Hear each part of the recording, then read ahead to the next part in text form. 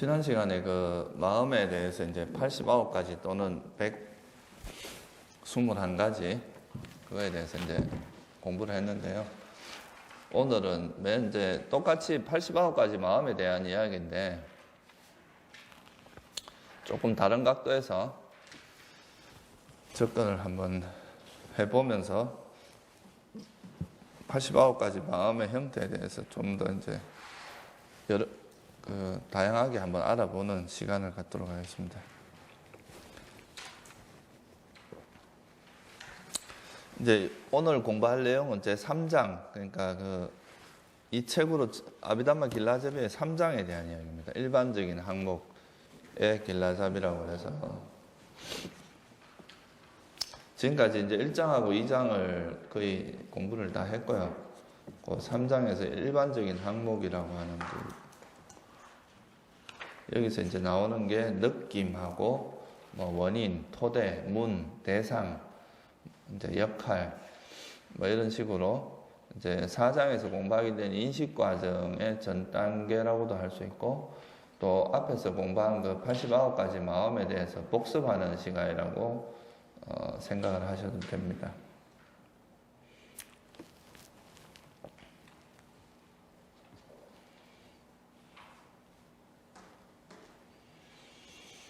먼저 이제 느낌에 대해서 여기서 주제가 느낌하고 그다음 원인, 문, 토대, 대상 이런 몇 가지가 있습니다. 그 중에서 첫 번째 이제 느낌에 대해서 한번 알아보겠습니다. 우리가 그 느낌은 지난번에 이 89가지 마음 중에서 이제 그 느낌에 따라서 이 89가지 마음을 분류할 수도 있고요. 이제 여러 가지 분류 방식이 있는데 첫 번째 요 3장에서 이야기하는 이제 느낌에 관한 여러 가지 분류 중에서 처음엔 느낌인데 이 느낌은 전에 몇 가지가 있다 그랬죠. 기본적으로는 3가지인데 경전에 나와 있는 건 보통 3가지로 나와 있습니다. 그러니까 수카, 두카, 그 다음에 아수카, 아두카 이렇게 해서 행복, 그 다음 괴로움, 행복도 아니고 괴로움도 아닌 거 이거를 우리가 일반적으로는 평온이라고 이야기를 하죠, 그죠?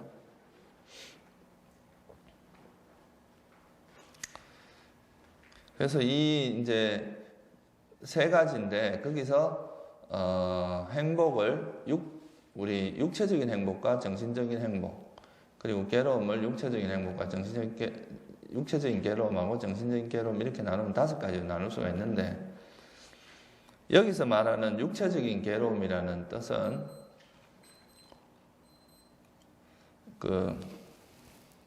뭘 육체적인 괴로움이라 그럽니까?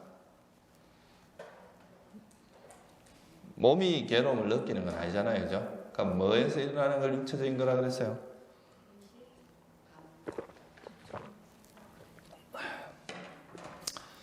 우리가 아는 이 비설신 중에서 뭐에서 일어나는 게 신식이라고 그랬죠? 육체적으로. 그러니까 몸에 직접적인 자극을 통해서 일어나는 게 신식인데 그 신식에서 일어나는 걸 특별히 육체적인 괴로움 또는 행복이라 그러고 나중에 이제 의식에서 일어나는 것 또는 이제 그러니까 신식이 아니라 우리 의식에서 작용되는 것은 육체적인 행복이나 또는 괴로움 이렇게 이야기했죠. 정신적인 괴로움은 뭐하고 똑같다 그랬어요? 동치가 뭐라 그랬어요? 정신적인 괴로움은 다른 말로는 불만족이라고도 하는데 그거는 우리 심리 현상으로 보면 뭐하고 똑같은 겁니까? 그렇죠. 성냄이죠. 그죠? 그래서 이제 그런 식으로 이 느낌을 분류를 해보는 겁니다. 이 이제 느낌이 우리 89가지 마음하고 어떻게 관계되는지. 그리고 일반적으로 경전에 보면은 이 느낌하고 이제 번뇌하고의 관계를 설명해 놓은 게 좀 자주 나옵니다. 이 느낌은 가장 주된 조건이 뭐예요? 감각 접촉이죠, 그죠? 우리 12연계에서 촉수의 치유라고 하잖아요. 그러니까 이제 감각적인 접촉을 하면은 어떤 대상과 만남을 가지는 게 접촉이잖아요. 그 접촉을 하면은 거기서 이 대상에 대해서 좋다, 싫다, 좋지도 않고 싫지도 않다, 이런 느낌이 일어난다는 거죠. 그래서 기본적으로는 이제 감각 접촉이 원인이 됩니다. 그리고 이 행복한 느낌이 일어날 때는 주로 이제 거기하고 결합되는 그 잠재 성향 또는 번뇌라고 할 수 있는 거는 뭐예요? 탐욕이겠죠, 그죠?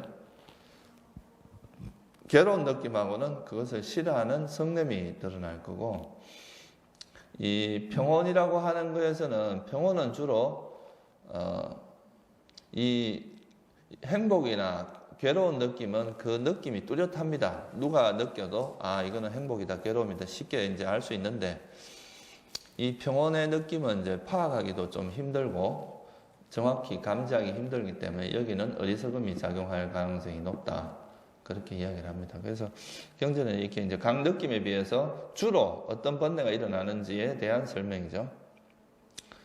근데 뭐 행복한 느낌에 대해서도 탐욕이 안 일어날 수도 있잖아요. 아라한들 같은 경우는 이런 탐욕이 일어나는 게 아니란 말이에요, 그죠? 그러니까 이거는 항상 그렇다기보다 주로 이제 대체로 그렇다, 일반적으로 그렇다는 이야기예요. 그러면 우리가 이제 그 89가지 마음을 공부를 했는데, 그 공부한 마음 상태하고 실제로 우리가 이제 이런 느낌이나 이런 것이 그 마음에서 이제 느낌으로 89가지 마음을 느낌에 따라서 이렇게 분류를 할 수도 있고, 또 이 89가지 마음을 대상에 따라서 분류를 할 수도 있고, 문에 따라서 분류를 할 수도 있고, 다양한 분류가 가능합니다. 그래서 이제 거기에 대해서 같이 한번 알아보겠습니다. 먼저 행복에 대해서, 느낌에 대해서 분류를 해보면, 첫째 이제 행복한 느낌하고 괴로운 느낌.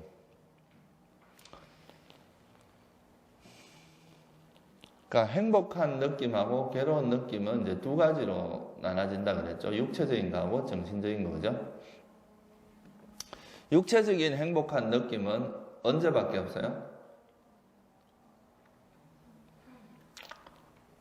우리가 아니비설신이라고 할 때 그 육체적이라는 말이 들어갈 때는 신식밖에 없습니다. 항상 신식을 통해서 일어나는 것을 육체적이라는 말을 표현을 씁니다.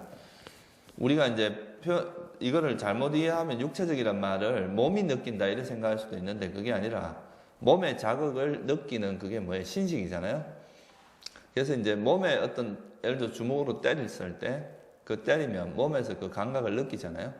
아, 아프다 느끼는 그 순간 아픔, 그 이제 이 몸의 자극을 통해서 몸이 아주 큰 충격을 받는, 그것은 이제 그 신식을 통해서 일어나는 괴로운 느낌인데, 이 느낌에 대해서 아, 왜 이런 느낌이 일어나고 난 이거 싫다, 이런 게 없었으면 좋겠다, 막 이렇게 이거에 대해서 불만을 가지고 싫어하는 마음이 지속될 수 있잖아요. 그거는 정신적인 괴로움이다 이거예요. 그래서 아라한이 돼도 육체적인 괴로움에서 벗어날 수는 없습니다. 이 육체적인 괴로움은 설사 깨달음을 얻었다 하더라도 이 육체적인 괴로움에서 벗어날 수는 없는데, 이제 그 깨달은 사람들의 차이는 이런 육체적 괴로움이 일어났을 때 우리는 보통 그 괴로움이 일어난 것 때문에 괴로워한다기보다는 뭐예요? 그 단지 그 몸에서 오는 통증도 있지만 통증이죠. 쉽게 말하면 이건 이제 육체적인 괴로움이라는 건 일종의 통증 같은 거예요. 근데 이런 통증이 있을 때 일반적으로 그거에 대해서 싫어하는 마음이 동반된단 말이에요. 생각이 동반된단 말이죠. 그거에 의해서 사실은 더 괴롭죠. 사실 통증 자체가 괴로운 것도 있지만, 근데 이제 그 아라한 같은 경우는 이런 통증에 대해서 그렇게 반응을 하지 않습니다. 그냥 몸으로는 통증은 있지만 그거에 대한 불만족이 일어나지 않는 것이 다른 것이지, 육체적인 괴로움, 이런 통증마저도 없는 건 아니다 이 말이에요. 근데 우리가 뭐 깨달은 사람들은 뭐 모든 고통에서 다 벗어난다 이렇게 이제 생각할 수도 있잖아요, 그죠? 근데 완전히 벗어나기 위해서는 어떻게 해야 되느냐 하면, 그거는 이제 소위 말해서 무여열반 아라한이 돼야 되죠. 그러니까 빨이 니바나에 들면 더 이상 오온이 형성되지 않으면 이제 완전한, 더 이상 뭐 괴로움의 흔적이 없어져 버리잖아요. 근데 일단 몸을 유지하고 있는 한에 있어서는 육체적 고통은 벗어날 수 없다는 거.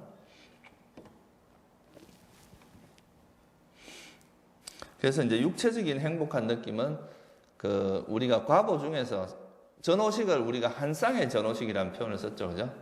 전오식은 뭐라 그랬어요? 과보의 마음이라 그랬죠. 과보의 마음이라는 건 뭐예요? 전생에 내가 선한 일을 했느냐, 불선한 일을 했느냐에 따라서 나타나는 과보다는 뜻이잖아요. 그러니까 선한 과보가 아니면 불선한 과보가 일어납니다. 그러면 선한 과보에서는 뭐가 일어나겠어요? 몸으로 행복한 느낌이 나겠죠. 불선한 과보로 받은 것은 괴로운 느낌이 납니다. 대표적인 게 뭐냐 하면 지옥 같은 데는 몸으로 계속 창에 찔리고 불에 태워지고 이런 게 다 뭐예요? 몸으로부터 오는 고통들이잖아요, 그죠? 그래서 이 신식을 통해서 오는 몸으로부터 오는 고통이 극대화된 곳이 지옥입니다. 그리고 또 육체적인 그런 감각적인 쾌락이 또 극대화된 것은 천상이겠죠, 그죠? 그러니까 뭐 스님들이 뭐 좋은 옷을 입고 이제 좋은 옷을 입었을 때 좋은 느낌을 받는 이런 것도 육체적인 즐거움에 속하죠. 그 몸에서 부드러운 그 느낌 같은 거. 그래서 육체적으로 행복한 느낌은 선한 과보에 해당한다. 좋은 과보. 선한 업을 지었을 때 그 오는 과보가 육체적인 행복에 해당합니다. 그러니까 육체적인 괴로움은 또 불선한 과보, 그죠? 그러니까 육체적이란 말이 들어갈 때는 신식 두 가지밖에 없습니다. 선한 과보냐, 불선한 과보. 요 두 가지만이 이제 그 느낌 중에서는 육체적이란 말, 요 두 가지만 들어가면. 그러니까 나머지 87가지는 전부 정신적인 거에 해당한다고 생각하시면 돼요. 물론, 이제 전오식 중에서 안이비설까지, 그죠? 이때는 평온한 느낌에 해당하니까 이것도 육체적이라고 할 수 있겠죠. 그렇지만, 기본적으로는 이제 그 괴로운 느낌이나 행복한 느낌이 일어나는 육체적인 거는 그 신식을 통해서밖에 없다. 그렇게 이해하시면 될 것 같고요. 그 다음에 정신적인 괴로움은 오직 뭐라 그랬어요? 정신적인 괴로움이 일어나는 것은 아비담마에서 분류를 할 때는 뭐하고 동일하다 그랬죠? 성냄이죠, 그죠? 그러니까 뭔가 성냄이 일어났다. 그러면 정신적인 불만족, 그러니까 이게 이제 괴로움이 일어납니다. 정신적인 괴로움이 있다 그러면 성냄이 일어난 걸 뜻하는 거죠. 그래서 보통 보면 우리가 이제 우리 마음에서 이 느낌하고 같이 이야기하는 중요한 이유가 있어요. 이 느낌하고 번뇌하고는 밀접한 관계가 있습니다. 아까 앞에서 설명을 했지만, 여기 앞에서 설명을 했죠, 그죠? 예를 들어서, 내가 슬프다. 또는 뭔가 이제 밤중에 길을 가다가 두려움을 느낀다. 공포를 느낀다. 이런 것이 이거는 그러면 이제 법의 관점에서 해석을 했을 때 어디에 해당되는가 이런 게 좀 헷갈릴 때가 있거든요. 그죠? 뭔 것 같아요? 이런 슬픔, 비탄, 탄식 이런 거.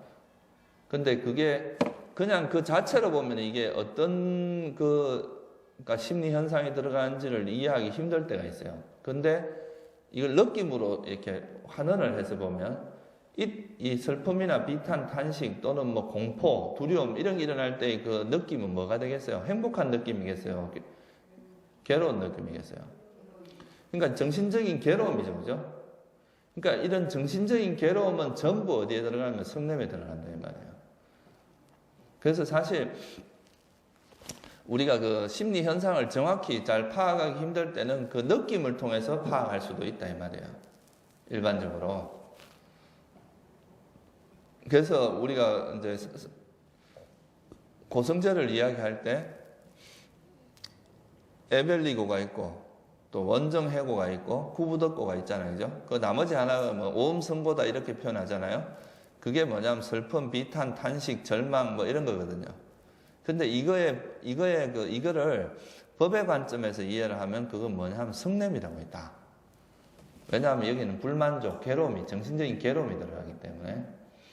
그래서 이제 우리가 어떤 그 오염원을 파악을 할 때, 그 오염원이 뭔지를 내가 이렇게 정확히 파악하기 힘들 때는 이걸 느낌으로 환원을, 이것이 일어날 때 어떤 느낌이 동반되는가를 보면 정확하게 파악하기 쉬울 때가 있다, 이 말이에요. 특히 성냄 같은 경우 그렇습니다. 그래서 이제 정신적인 괴로움이 일어나는 것은 성냄의 뿌리를 둔 게 몇 가지예요? 89가지 중에. 우리가 해로운 마음이 몇 가지가 있었죠? 89가지 중에 12가지가 있었죠. 그죠? 그 12가지 중에 탐욕의 뿌리를 둔 게 8가지가 있었고, 성냄의 뿌리를 둔 게 2가지, 그 다음에 어리석음의 뿌리를 둔 게 2가지가 있는데, 여기 성냄의 뿌리를 둔 거는 전부 뭐라는 거예요? 2가지는? 그러니까 이게 이제 그 불만, 정신적인 괴로움과 함께 하는 마음은 요 2가지밖에 없다 이 말이에요. 실질적으로. 그러면 이제 주로 제일 많은 게 뭐겠어요? 정신적인 행복 아니면 평온. 이 2가지가 제일 많겠죠, 그죠? 나머지는 다 했잖아요. 육체적인 행복하고 육체적인 괴로움은 신식밖에 없고 2가지고, 정신적인 괴로움은 성냄밖에 없어요. 그럼 89가지 중에 4가지를 제외된 거잖아요, 그죠? 요거를 제외하고는 전부 뭐냐 하면은 행복, 정신적인 행복 아니면 이제 평온, 이 2가지 중에 하나라는 거죠.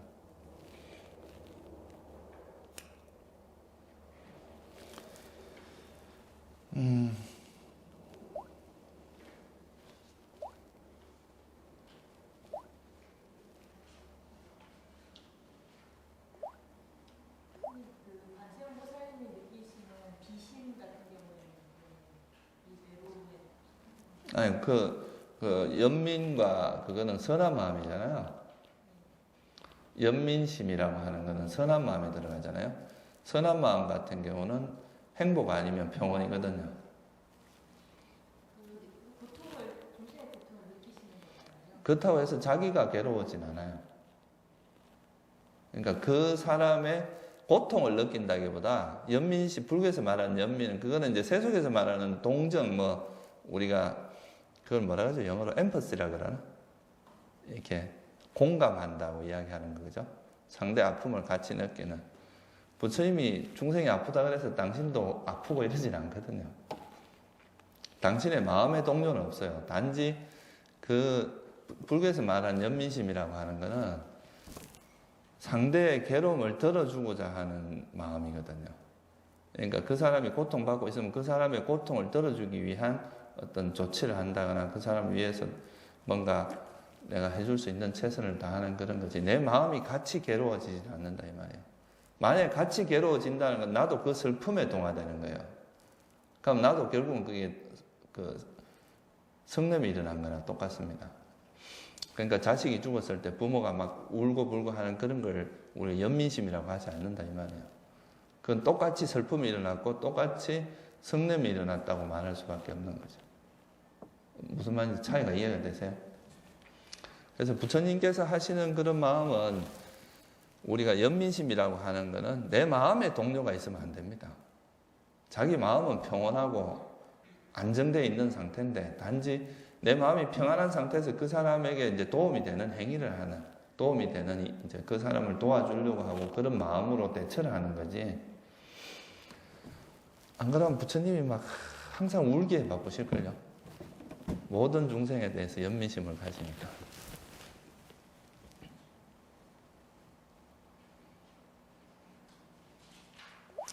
자, 그러면 여기 표 가지고 계시죠? 마음 89가지.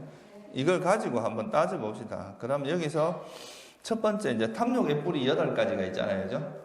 이 중에서 행복한 건 몇 가지가 있겠어요? 행복한 느낌과 함께 하는 거는 8가지 중에 반은 행복이고 반은 평온이겠죠. 그죠? 그럼 여기 4가지가 있어요. 한번 세보세요. 몇 가지인가? 그럼 여기 지금 탐욕 뿌리 4가지가 있고, 그 다음에 어리석음은 아니고, 그 다음에 그 밑에 보면은 선한 마음이 나오잖아요. 그죠?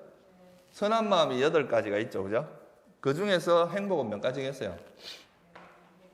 탐욕하고 똑같겠죠. 그죠? 4가지입니다. 지금 아까 스님이 말씀하신 그 이제 연민심도 여기에 들어가는 겁니다. 선한 마음의 한 형태잖아요. 그죠? 그럼 여기 행복한 게 4가지가 들어갑니다. 그럼 8가지죠. 그죠?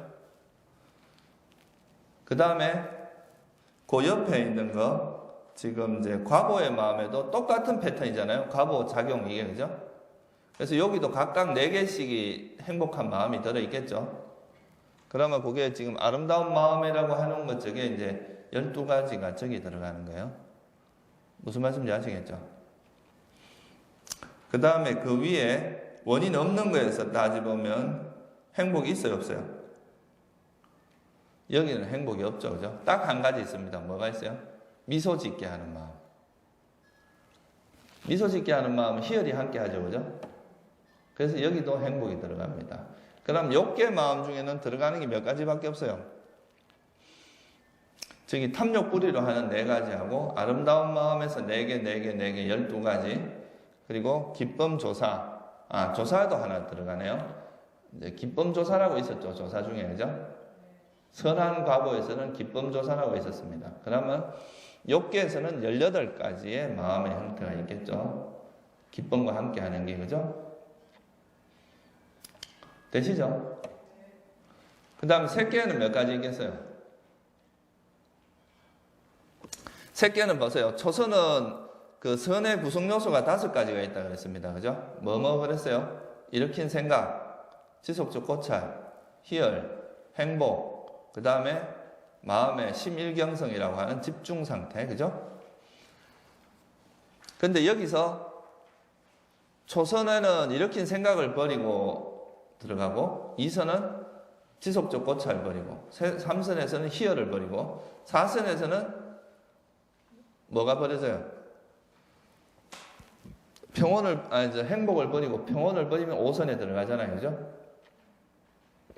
그러니까 5가지가 다 있는 게 초선이고, 거기서 일으킨 생각만 버리고 지속적 고찰, 희열, 행복, 집중이 있는 거는 2선정입니다. 색계 제2선정. 그 다음에 지속적 고찰도 버리고 희열, 행복, 집중만 있는 게 색계 3선정이에요. 그 다음 희열을 버리고 행복과 집중만 있는 게 색계 4선정. 그 다음에 행복 대신에 평온으로 바꾸면 뭐예요? 그게 5선정이죠, 그죠? 그래서 행복이 들어있는 거는 5선정 빼고는 다 들어있잖아요, 그죠? 그래서 그게 색계 선한 마음, 과보의 마음, 자격 많은 마음, 이렇게 4가지씩 있으니까 몇 가지예요?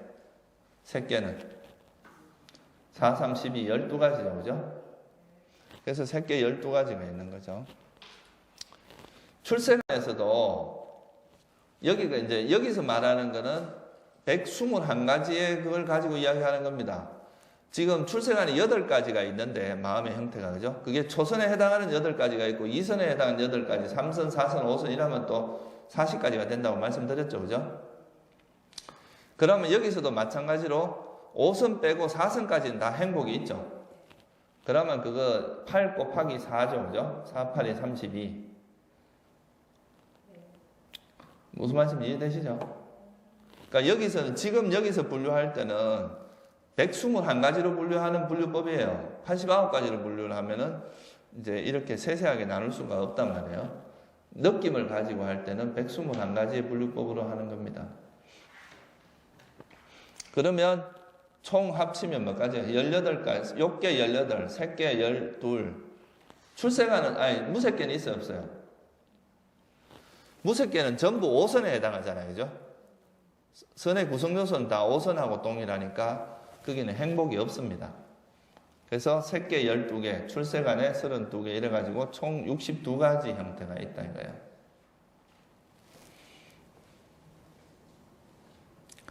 그 다음에 다시 한번 봅시다. 그러면 불선에서 탐욕 뿌리로 하는 것 중에 이제 평온을 가지고 한번 찾아봅시다.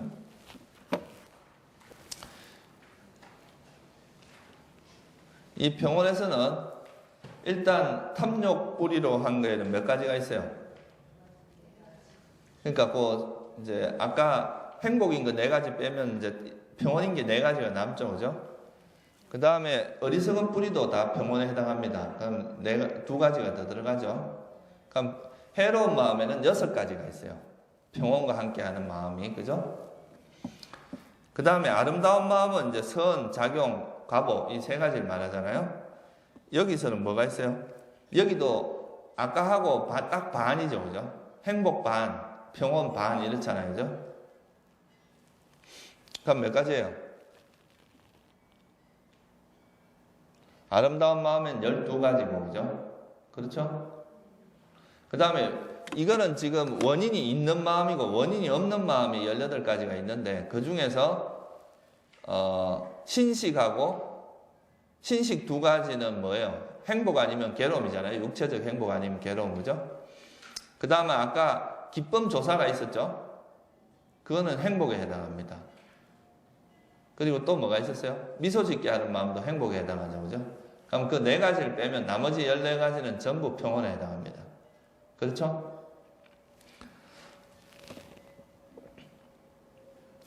그게 이제 불선한 갑오 중에 평온이 아닌 거는 몇 가지밖에 없어요.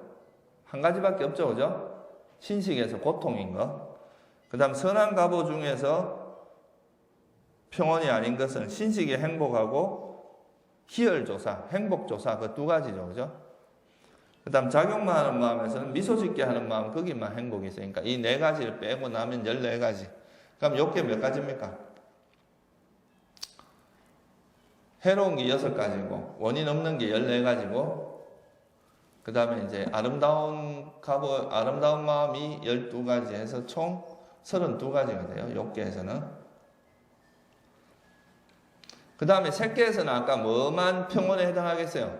느낌이 평온과 함께 하는 거는 초선, 2선, 3선, 4선, 5선 중에 어디만 평온이 함께 합니까? 5선만 그렇죠. 그죠? 그러니까 5선에서 선, 과보, 작용 이렇게 3가지 형태가 있으니까 3가지죠. 그죠? 색계는 3가지밖에 없습니다. 무색계는 몇 가지겠어요? 다 평온이죠. 그죠? 그러면 공무변처, 식무변처, 무소연처, 비상, 비비상처가 4가지 형태가 있고 그 각각 선, 과보, 작용이 있으니까 3, 4, 12, 12가지죠. 출생안에는 몇 가지겠어요? 5선에 해당하는 8가지 그 도가 8가지가 들어가니까 8가지죠. 그죠? 그러면 색계 3가지, 무색계 12가지, 출생안 8가지 이래가 총 몇 가지예요? 23가지. 그러면 총 합치면 몇 가지입니까? 55가지죠. 그죠? 아까 행복이 몇 가지라 그랬어요? 한번 더 해보세요. 55가지. 그 다음에 행복이 몇 가지예요? 그러니까 육체적인 행복 62가지, 육체적인 행복 1가지, 정신적인 행복 62가지, 63가지고, 괴로운 거는 육체적인 거 1가지, 정신적인 거 2가지에서 3가지. 그러면 총 66가지 하고 55가지를 더하면 얼마입니까? 121가지, 아까 그 121가지 마음의 분류에 다 이제 분류가 된 거죠. 그죠? 그러니까 보통 느낌으로 할 때는 초선이냐, 2선이냐, 3선, 4선, 5선에 따라서 느낌이 달라지기 때문에 보통 이제 그 5선, 그러니까 출생안의 마음을 각 선정에 따라서 일어나는 걸로 해서 분류를 해서 121가지로 분류를 합니다. 보통 일반적으로는 89가지로 분류를 하는데 이제 좀 더 자세히 분류를 하면 121가지인데 이제 느낌에서는 그렇게 분류가 된다는 거죠.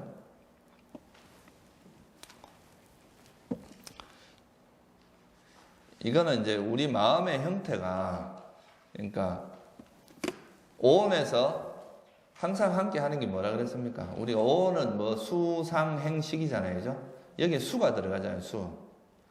이 느낌이라고 하는 것은 아까 말했듯이 그 잠재 성향, 우리가 아누사야라고 하는 그 우리 번뇌하고 밀접한 관계가 있습니다. 잠재 성향이나 뭐 번뇌나 오염원 이런 거하고. 그래서 우리 12연계에서 보면 느낌은 뭐 촉 때문에 일어나고 느낌 때문에 뭐가 일어나요? 가래가 일어나잖아요. 촉수, 애치유잖아요. 그죠? 그러니까 가래가 뭐예요? 우리 괴로움의 원인이죠. 사성제에서. 그죠? 그래서 이 느낌이라고 하는 것은 윤회에서 아주 중요한 역할을 합니다. 중요한 작용을 하기 때문에 느낌이 어떤 데서 느낌이, 어떤 마음에서 느낌이, 어떤 느낌이 일어나는지 이런 걸 이해하는 것은 되게 의미가 있는 거다 이거예요.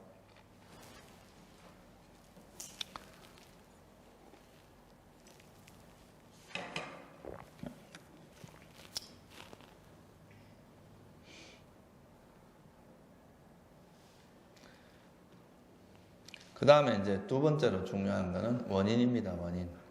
예, 불교, 여기서 이제 아비담마에서 말한 원인이라는 말은 무슨 말이냐 하면, 그러니까 조건이라는 말하고, 이제 빨리어로는 조건은 빠짜야라 그래요. 빠짜야.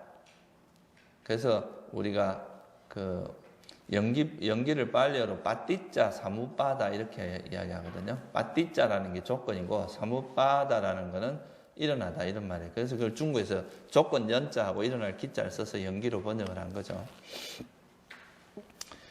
근데 이 원이라는 용어는 빨리어로 조금 다릅니다. 햇두라 그래요. 햇두. 햇두라는 건 뿌리라 이런 뜻입니다. 뿌리. 뭐 원이라는 뜻도 있지만 이제 특히 뿌리라는 뜻이 있어요. 그래서 여기서 말하는 원이란 말은 선한 마음의 뿌리가 뭐냐, 불선한 마음의 뿌리가 뭐냐 이렇게 보셔도 됩니다. 불선한 마음의 뿌리는 뭐겠어요? 탐진치겠죠, 그죠? 그래서 불선한 마음의 뿌리는 탐진치라고 이야기를 합니다. 그래서 탐욕, 성냄, 어리석음 요 세 가지가 불선한 마음의 뿌리라고 해요. 그러니까 세 개가 있죠, 원인이. 탐진치 이렇게 해서. 그러면 선한 마음의 뿌리는 뭐겠어요? 그 반대겠죠, 그죠? 탐욕 없음, 성냄 없음, 어리석음 없음이죠. 그래서 탐진치라고 하는 그거는 로바, 도사, 마나, 모하, 로바, 도사, 모하 이게 이제 탐진치고 아로바, 아도사, 아모하 이 세 가지는 불탐, 부진, 불치 이 세 가지는 선한 마음의 뿌리고 불선한 마음의 뿌리는 탐진치. 그래서 이 6가지를 우리가 원인이라고 이야기를 합니다. 그러니까 우리가 선한 마음이 일어날 때 그 뿌리가 되는 것은 불탐, 부진, 불치고 불선한 마음이 일어날 때 뿌리가 되는 것은 탐진치고 선한 마음은 불탐, 부진, 불치다 이거예요. 그래서 이 6가지를 이제 그 뿌리라고 하는데 이 6가지 중에 세 가지가 동시에 일어날 수는 없죠, 그죠? 그래서 이제 이 원인 숫자 중에서 맥시멈 최고가 몇 가지겠어요? 3가지죠, 그렇죠? 근데 선한 마음 같은 경우는 선한 마음에 항상 함께 일어나는 마음 부수가 뭐라 그랬어요? 선한 마음이 일어나면 항상 함께 동반되는 것 중에 첫 번째가 뭐예요? 사띠. 삿다가 있고 다 안 외우셨나 보네. 삿다 다음 뭐예요? 사띠. 삿다, 사띠, 히리, 오따바, 아로바, 아도사가 있죠. 아로바, 아도사. 아로바, 아도사는 뭐냐 하면 탐욕 없음, 성냄 없음이란 말이에요. 그죠? 그러니까 우리가 선한 마음이 일어난다는 말은 거기서 좋아하고 싫어하는 마음이 없다는 뜻이거든요. 그죠? 그래서 선한 마음은 일어났다고 하면은 반드시 원인은 2가지가 동반됩니다. 아로바, 아도사가 항상 있으니까. 거기에 지혜가 있냐 없냐에 따라서 원인이 3개가 될 수도 있고 2개가, 지혜가 없으면 2개고, 지혜가 있으면 지혜까지 보태지니까 3개가 된다 이 말이에요. 우리가 선한 마음 분류할 때 희열이 있냐 없냐, 기쁨이 있냐 없냐, 희열이 있냐 없냐, 그리고 지혜가 있냐 없냐, 자극이 있냐 없냐 이렇게 분류를 했잖아요. 그러니까 지혜가 있는 마음하고 지혜가 없는 선한 마음은 그 원인의 개수가 다르다 이 말이에요.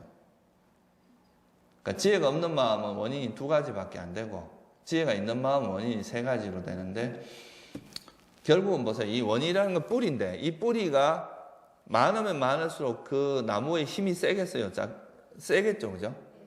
그래서 원인이 3개란 말은 뭐냐 하면 이거는 이제 우리가 좀 이런 이론적으로 표현해서 그런데 실제로 이제 그냥 우리가 일반적으로 말하면 원인이 3개, 지혜가 있는 마음이 굉장히 파워풀한 마음이다 이 말이에요. 우리가 선한 마음에서도 지혜가 있고 없고가 굉장히 중요한 그 차이가 있다 이 말이에요. 그러니까 지혜 없이 선한 행위를 하는 거하고 지혜를 가지고 선한 행위가 하는 게 다르다 이 말이죠. 여기서 말한 지혜는 뭐라 그랬어요? 불교에서 말한 지혜는 기본적으로 이건 이제 사성제에 대한 이해, 그죠? 그게 이제 지혜란 말이에요. 선과 불선에 대한 이해, 이런 게 이제 지혜란 말이죠. 그래서 지혜가 있는 마음을 가지고 지혜가 있는 마음으로 이제 수행을 해야 그 수행이 진보가 있어요. 지혜가 없이 이렇게 수행을 하는 것은 한계가 있습니다. 그래서 이제 아비담마에서는 이 타고날 때 지혜가 3개로 태어나는 사람하고 2개로 태어나는 사람이 좀 다르다고 이야기를 하죠. 좀 처음 이제 자기가 태어날 때 지혜가 3개로 태어난 사람들은 선천적으로 지혜가 많고, 그런 태어날 때 지혜가 3개, 원인이 3개인 사람으로 태어나야, 이건 나중에 이제 재생연결식 이런 거 할 때 다시 한번 설명을 할 텐데요. 그래야 이제 소위 말해서 깨달음을 얻을 수 있다, 이렇게 이야기를 합니다. 그러니까 지혜가 2개로 태어난 사람은 이 생에 깨달음을 얻기는 힘들다, 그렇게 이야기를 해요. 근데 이건 좀 잘못 이해를 하면 이제 좀 되게, 네? 누구나 승부를 할 수 있다, 이렇게 이야기하는데 승부를 할 수 있는데 이제 지혜가 없으면은 금생에 그걸 하기가 쉽지 않다는 거죠.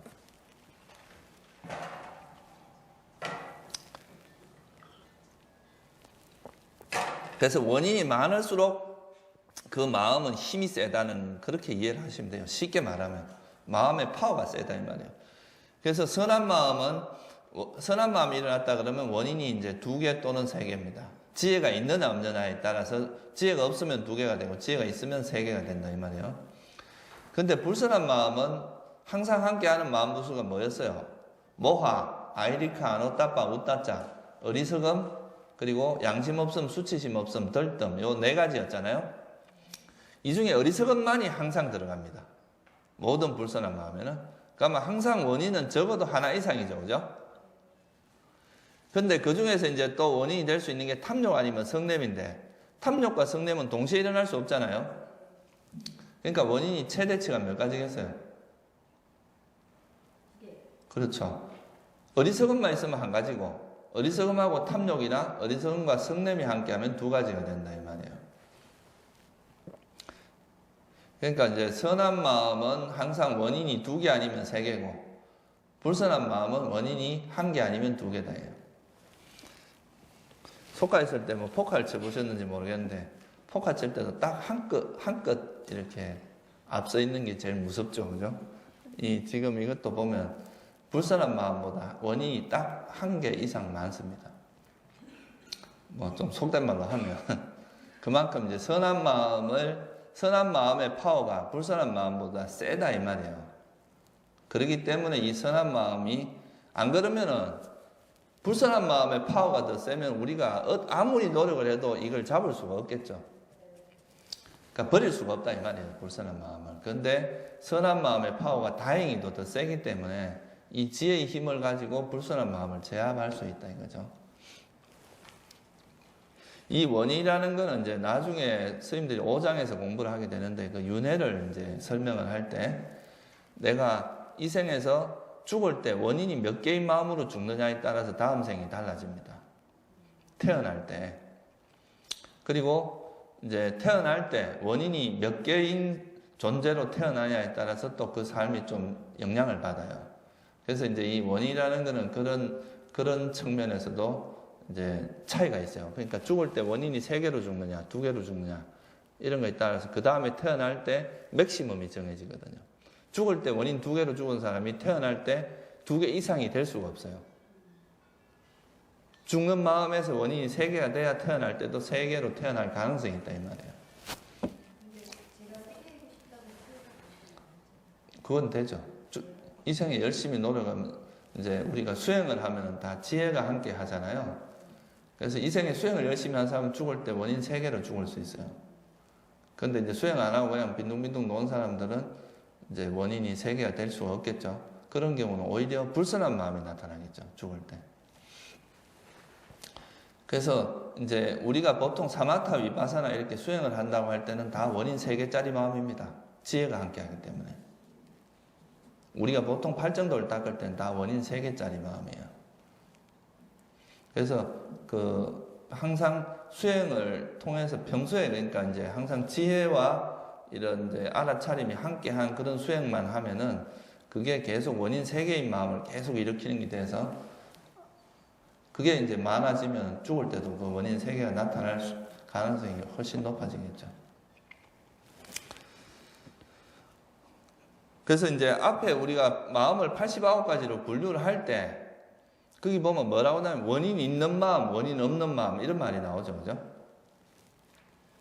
그 원인 없는 마음이 몇 가지가 있었어요? 18가지가 나왔잖아요. 거기 앞에 보면 18가지 원인 없는 마음이 있잖아요. 그죠?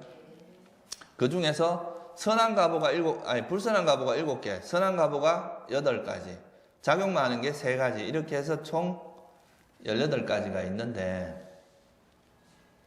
거기서 원인이 없단 말은 이 말 자체가 뭐냐 하면요, 이 원인 없는 마음은 별로 힘이 없다는 뜻입니다.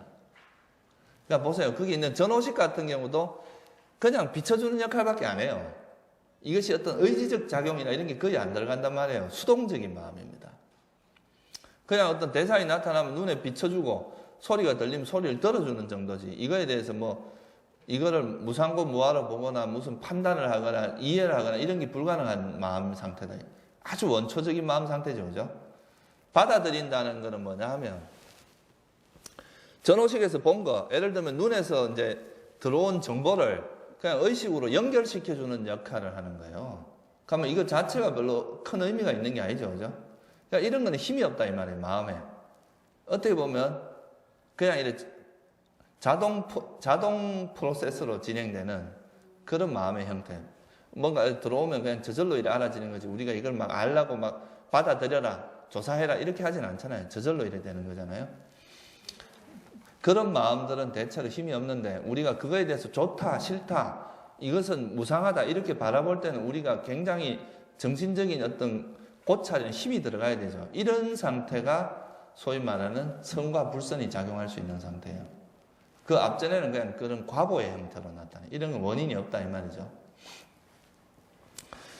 그래서 원인이 없다는 말은 그만큼 그 마음이 힘이 전혀 없는 마음이다, 이렇게 볼 수 있습니다.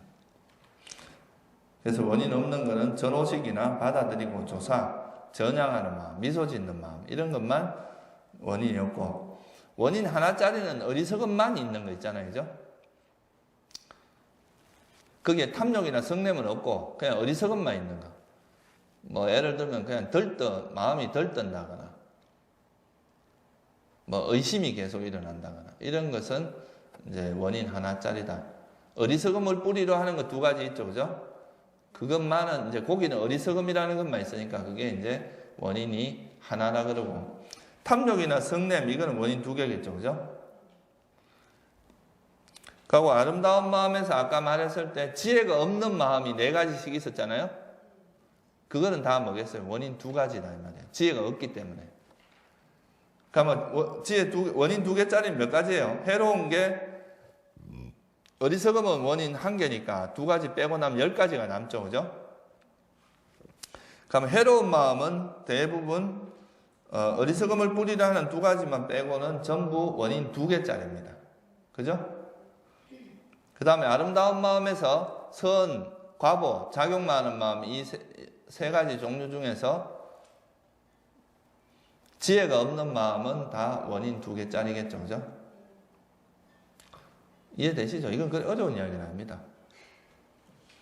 왜 웃으세요? 이해가 어렵게 되고 있습니다. 예? 어렵게 이해하고 있습니다.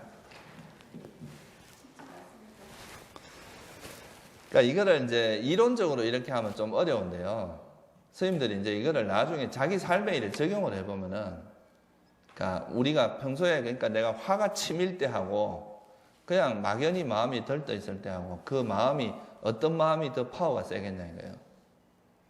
그냥 특별한 뭐 좋아하고 싫어하는 이런 건 없는데 그냥 괜히 앉아 있는데 마음이 불안불안하고 들떠고 이런 경우도 있잖아요. 그런 게 이제 어리석음을 뿌리로 한 마음 상태거든요. 근데 우리가 막 화가 나거나 뭔가 좋아하고 싫어하고 이런 게 있을 때는 훨씬 그 마음이 그 동력이 세잖아요. 이 힘이. 그죠? 그러니까 이게 마음의 그 원인이 많으면 많을수록 그 마음이 힘이 세요.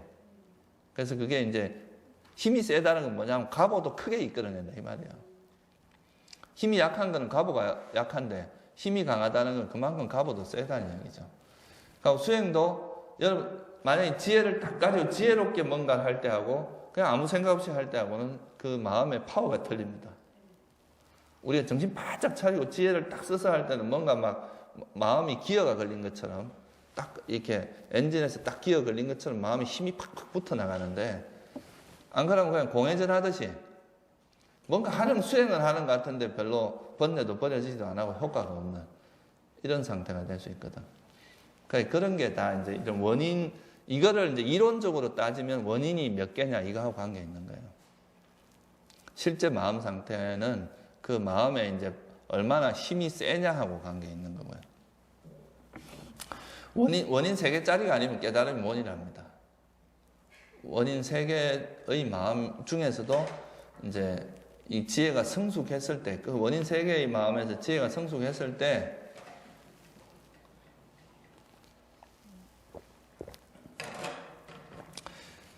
그 새끼나 무새끼 출세가는 전부 원인 3개짜리 마음입니다. 그건 무슨 말이냐면 새끼, 무새끼 출세가 이런 마음은 마음의 힘이 굉장히 파워가 세다는 이야기죠. 그러니까 선한 마음 중에서도 욕계 마음보다는 새끼 마음이 훨씬 파워가 셉니다. 그 마음의 힘으로 보면. 그래서 우리가 선정을 닦는 이유도 선정을 닦고 나서 이제 윗바사나를 하는 거하고 선정 닦기 전에 그냥 윗바사나 하는 파워가 틀려요. 선정을 이렇게 익힌 사람들은 마음이 벌써 이 마음의 힘, 파워가 엄청납니다. 그 사띠의 힘도 굉장히 강력해지고. 그래서 이제 부처님께서 이제 정정, 바른 선정을 닦으라고 말씀을 하신 거죠. 지금 스님 원인에 대해서도 지금 선한 마음과 불선한 마음이 있는데요. 지금 원인이 3개면은 힘이 많다라고 하셨는데 지금 원인에 대해서는 선한 마음에 대한 원인만 지금 말씀하시는 게 아니고. 아니, 불선한 마음도 아까 말씀드렸잖아요. 그 어리석은만 있으면 원인이 하나고 탐욕과 성냄 중에 하나가 결합되면 원인 2개가 된다 이거예요. 여기 지금 보면 해로운 마음에서 탐욕 뿌리를 하는 거하고 성냄 뿌리를 하는 거는 원인이 2개라고. 그러니까 이제 선한 마음은 원인이 2개 아니면 3개인데 선한 마음에서는 이제 탐욕 없음하고 성냄 없음이 바탕이 돼 있잖아요, 그죠? 그러면 이게 항상 바탕이 원인이 2개란 말이에요, 그죠? 그다가 이제 지혜가 있냐 없냐에 따라서 원인이 3개가 될 수도 있고 2개도 될 수도 있잖아요. 근데 불선한 마음의 바탕은 뭐예요? 어디서건만 있잖아요. 그죠? 그다가 이제 탐욕이 있냐 성냄이 있냐 이 차이인데 탐욕하고 성냄은 동시에 못 일어나니까 아무래도 원인이 3개는 안 돼요. 나눠져서 일어나기 때문에. 그렇죠? 그래서 불선한 마음은 원인이 하나 아니면은 2개다 이 말이에요.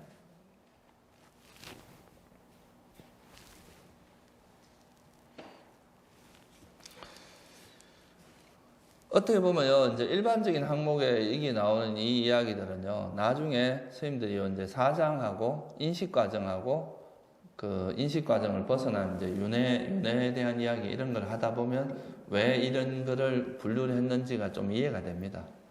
원래 이 아비담마 공부할 때 제일 이제 좀, 어려운 파트가 1장, 2장이에요. 왜냐하면 이게 뭐 하는지, 왜 이런 걸 하는지를 모르고 지금 공부를 하기 때문에 좀 답답해요. 그런데 이제 4장, 5장 이렇게 공부를 하다 보면 아, 그래서 이렇게 분류를 했구나 하는 게 조금씩 이해가 됩니다. 이게 앞에서 했던 이 분류가 뒤에 가면서 계속 반복이 되거든요. 그래서 하시다 보면 조금씩 더 이해가 될 거예요. 그 다음 원인은 이제 그 정도만 하시면 될 것 같고요. 그 다음 이제 3번째가 역할인데 이 역할 부분이 되게 좀 중요합니다. 이게 이제 앞으로 이제 다음 장에 공부하게 될 그 인식 과정을 하기 위한 준비 과정이라고 보시면 돼요. 결국 여기서 나오는 역할이라는 게 우리가 어떤 대상을 인식할 때 그 대상에 대해서 어떤 이제 인식하는 그 과정에서 요 역할을 담당할 수 있는 마음은 89가지 마음 중에 뭐다 이렇게 분류를 하는 겁니다.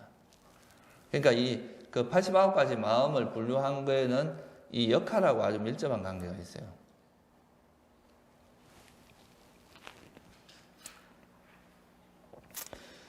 이거는 나중에 이제 인식 과정에서 다시 한번 설명을 드리겠지만, 여기 보시면, 처음에 이제 인식 과정은 이게 상자부 아비담마의 독특한 체계입니다. 그러니까 이게 이제 북방 아비담마에도 없어요, 이거는.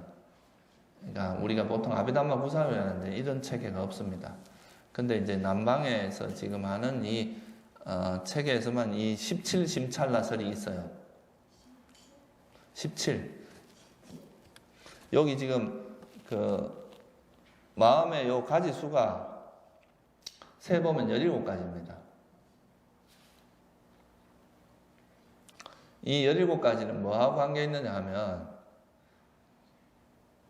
나중에 이제 물질이라는 것이 우리가 보면 이제 예를 들면 형상이나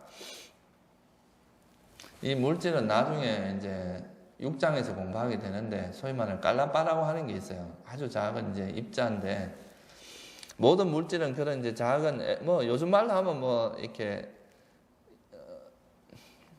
100% 일치하는 건 아니지만 뭐 우리 요즘 현대 물리학에서 뭐가 있어요? 양자 물리학이라고 들어봤습니까? 퀀텀 세어리라고. 그 퀀텀 피직스라고 있어요. 이게 양자 물리학인데 이게 이제 아인슈타인이 원래 이제 물리학 이런 물리학에서는 한 시대를 풍미했죠. 근데 이제 이 아인슈타인이 발견한 건 뭐냐면 중력장 이론이에요. 중력장. 이 이제 우주에서 이 중력이 어떻게 작용하는지 그 원리나 이런 걸 설명한 거거든요. 그래서 이거는 좀 거시세계, 그러니까 이런 우리가 살고 있는 눈앞에 보이는 큰 우주나 이런 거에는 정확히 맞는데 이제 미시세계로 들어가요. 그러니까 원자나 이런 거는 전자 이런 거는 아주 크기가 작거든요. 10의 마이너스 뭐 30 몇 성 이 정도 크기란 말이에요. 그러면 이건 육안으로 볼 수가 없는 실험하기가 힘든 그 정도로 작은 건데 이런 세계에 들어가면 이제 이런 큰 우리가 눈에 보이는 큰 세계에서 적용되는 물리학의 법칙이 전혀 적용이 안 됩니다.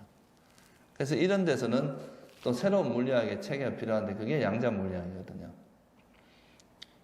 그래서 이제 이런 양자 물리학이 나오면서 이제 아인슈타인이 설명하지 못한 것들이 많이 설명이 되고 뭐 그런 과정을 거쳤어요. 근데 이제 이 아비담마 이것도 일종의 미시세계, 미시적인 접근이라고 볼 수가 있어요. 되게 쪼개고 그 속에 뭐가 들어앉았는지 이렇게 보는데 이것을 그냥 너무 이렇게 분류해 놓은 여기만 빠져 있으면 또 이게 현상계에 적용하는 거에 대해서 또 상당히 약해질 수 있습니다. 그러니까 이 두 가지가 같이 가야 돼요.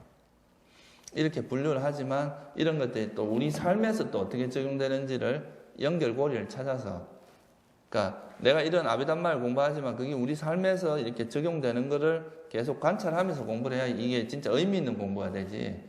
안 그러고 그냥 이런 자꾸 이제 쪼개갖고 이렇게 분석해 놓은 것만 공부를 하면은 그러니까 이 체계 속에 빠지게 되고 그러면은 이제 제대로 공부를 못하게 그러니까 의미가 없는 공부가 될 수도 있다 이거예요.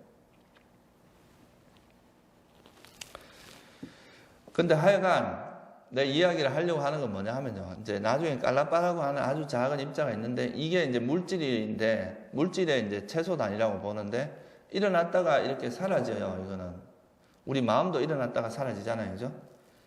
항상 실제 하는 작용은 일어났다 사라지는 현상을 그런 법의 성질이 그렇습니다. 근데 물질이 일어났다가 사라지는 속도하고 마음이 일어났다 사라지는 속도가 이 이제 아비담마에서는 17배 차이 난다고 이야기하는 거예요. 그러니까 여기서 말하는 이 지금 이게 패턴이 17가지인데 이게 뭐냐면 어떤 깔라빠가 하나 일어났다 사라지는 동안에 마음은 17번 일어났다 사라진다고 이야기하는 거죠. 문제 하나가 생길 동안 마음이 17가지 나오는 예. 그러니까 이게 물질이라고 치면 이 물질이 일어난다는 건 뭐냐면 이제 예를 들어서 우리 인식의 대상으로 딱 이 자극이 들어온단 말이에요. 그러면 이 물질이 딱 나타나는데 이 나타나서 이게 머물다가 사라지는 동안 요 시간이 있을 거 아니에요? 이 시간 동안 마음은 17번 일어났다 사라질 수 있다 이 말이에요. 그만큼 마음이 더 빠르다, 훨씬 빠르다 이 말이죠. 그런 거를 기본 전제로 해서 이런 인식 과정이 이제 설명이 되는 겁니다. 그래서 그 어떤 대상이 이렇게 딱 우리 마음에 자극이 딱 들어왔을 때 그 자극이 들어온 것에 대해서 마음이 탁탁탁탁 작용해서 이걸 인식하는 하나의 패턴, 그러니까 하나의 뭐라 그러나 이거 그러니까 과정, 인식을 하는 그 하나의 이제 일련의 과정을 윗뒤 인식 과정이라고 표현을 하는 거죠. 그거의 기본형이 이겁니다. 이건 이제 오문 인식 과정에서는 이런 그걸 거친다는 거죠. 어문 인식 과정에서는 저 앞에 있는 저 몇 가지가 빠집니다.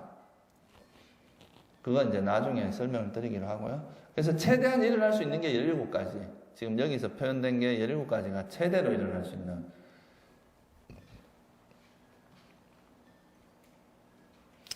근데 저기서 인식 과정을 벗어난 마음이라고 하는 저게 이제 나중에 이야기하는 방황가라고 하는 겁니다.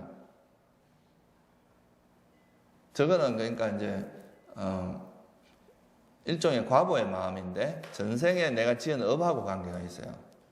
그래서 이거는 이제 인식 과정은 들어가진 않아요. 그 나머지 이제 14가지 요게 이제 인식 과정에 들어가는데 그 인식 과정에서 이제 오문 전향, 안식, 받아들이고 조사, 결정, 이제 속행, 등록이라고 하는 요런 식으로 된 게 지금 역할에서 나오는 거예요. 지금 보면 전향이 하나 있고, 그 다음 받아들이고, 조사, 그 다음에 전향 다음에 전호식이니까, 전호식이면 5가지죠, 그죠? 그럼 6가지 역할이 있고, 그 다음에 받아들이는 7, 조사 8, 그 다음에 결정이 9가지죠, 그죠? 그 다음에 이 속행이라는 게 10가지, 11가지가 등록, 그 다음에 나머지 그 재생연결식하고, 방황가하고, 그 다음에 이제 죽음의 마음, 이래가 총 14가지의 여기 역할을 설명을 해놨을 거예요. 그러니까 그게 이 인식과정하고 관계가 있다는 거예요.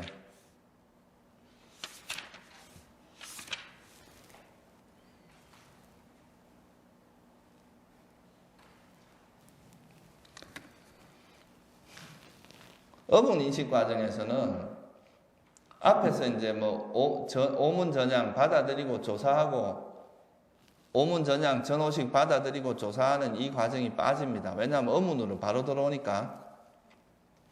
이거는 이제 조금 다른 건데 어쨌든 최대로 나올 수 있는 게 요 14가지의 그 17가지로 되어 있는 요건데 이 여기서 나오는 것들을 이제 순서대로 설명을 해 놓은 게 역할입니다. 역할. 어떤 역할들 하냐, 이 마음. 이런 역할은 이런 마음이 하고, 이런 역할은 뭐가 한다. 이런 걸 설명한 거죠. 마음에서 이제 역할을, 총 이렇게 몇 가지입니까? 전호식을 5가지로 보면은 11가지죠. 그죠? 역할을 하는 가지 수가. 그리고 여기다가 이제 재생연결식, 방황과 잠재의식, 죽음의 마음, 요래 3가지가 인식 과정을 벗어난 마음의 형태가 있어요. 14가지의 그 역할이 있습니다.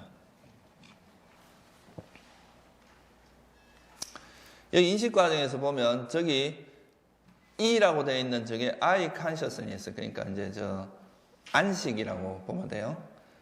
근데 그 안식 일어나기 전에 F가 이제 5의 약자입니다. 그러니까 오문 전향이죠. 그죠? 오문 전향하고 그 다음에 RC 저거는 receiving, 그러니까 받아들인다 이 말이거든요. 그러니까 저 안식을 기준으로 해서 앞뒤로 있는 저 마음이 우리가 이제 안이비설신의 의식계, 우리가 안식, 이식, 비식, 전호식이 있고 의계가 있고 의식계라고 이렇게 18개로 나눌 때 이렇게 나누잖아요. 그죠? 그 의계가 하는 역할은 저 오문 전향하고 받아들이는 마음 저 2가지 역할밖에 안 합니다.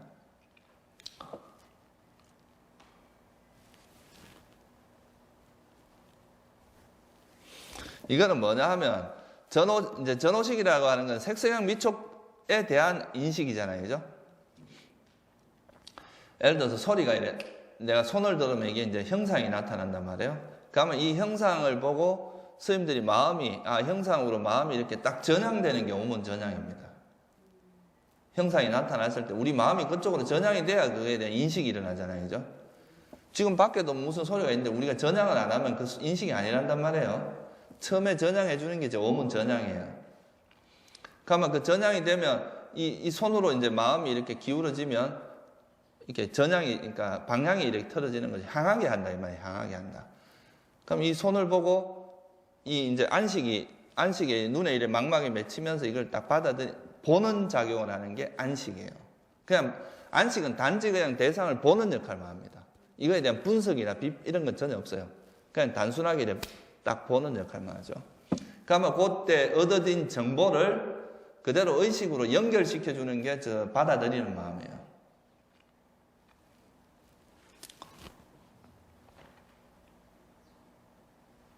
그러니까 이거는 뭐냐 하면 우리가 안이비설신의 색성향 미촉법 안식, 이식, 비식, 설식, 신식, 의식 이게 18개잖아요. 그죠? 거기서 안이비설신의라고 할 때 이거는 의계라 그럽니다. 의계. 그리고 마지막에 있는 의식 이건 의식계라 그래요. 사실은 이제 의계나 안이비설신의 안식, 안이비설신, 의식 요 6가지가 다 사실은 마음의 작용이거든요. 근데 특별히 이 의계는 전오식이 들어오는 일종의 문과 같은 색생 미촉이 들어오는 문과 같은 그러니까 이렇게 받아들이고 그거를 전향해주는 그러니까 일종의 요게 이제 우리 마음의 문으로 들어오는 어떤 통로 역할을 한다는 의미에서 의계라고 표현을 하는 겁니다. 그래서 지금 저게 오문 전향하고 받아들이는 마음, 저 3가지 형태 있죠. 받아들이는 거는 선한 가보, 불선한 가보 2가지가 있고, 그죠? 그것만이 이제 저 오문 전향하고 받아들이는 마음에 나타날 수 있고, 저 이라고 되어 있는 저기에 나타날 수 있는 건 전오식밖에 없어요. 다른 건 못 나타나요. 그러니까 안식하고 그러니까 전오식하고 이제 오문 전향하고 받아들이는 마음, 전오식 이거는 한 쌍으로 다닌다 이렇게 생각하면 돼요. 그러니까 전오식이 일어나지 그러니까 오문 인식 과정이 아닌 경우에는 오문 전향이나 받아들이는 마음 이런 건 일어날 수 없다 이 말이에요. 조사하는 마음까지도 마찬가지입니다.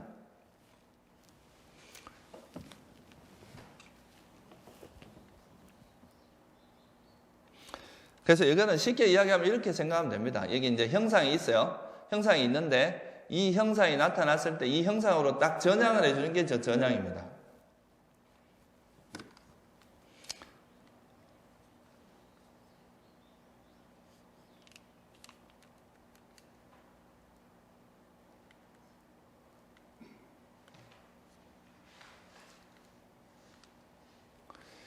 처음에 이제 대상이 나타났을 때 그 대상으로 전환해 준 게 전향이고, 그 다음에 이제 소리 같으면 이식이 작용하고, 냄새 같으면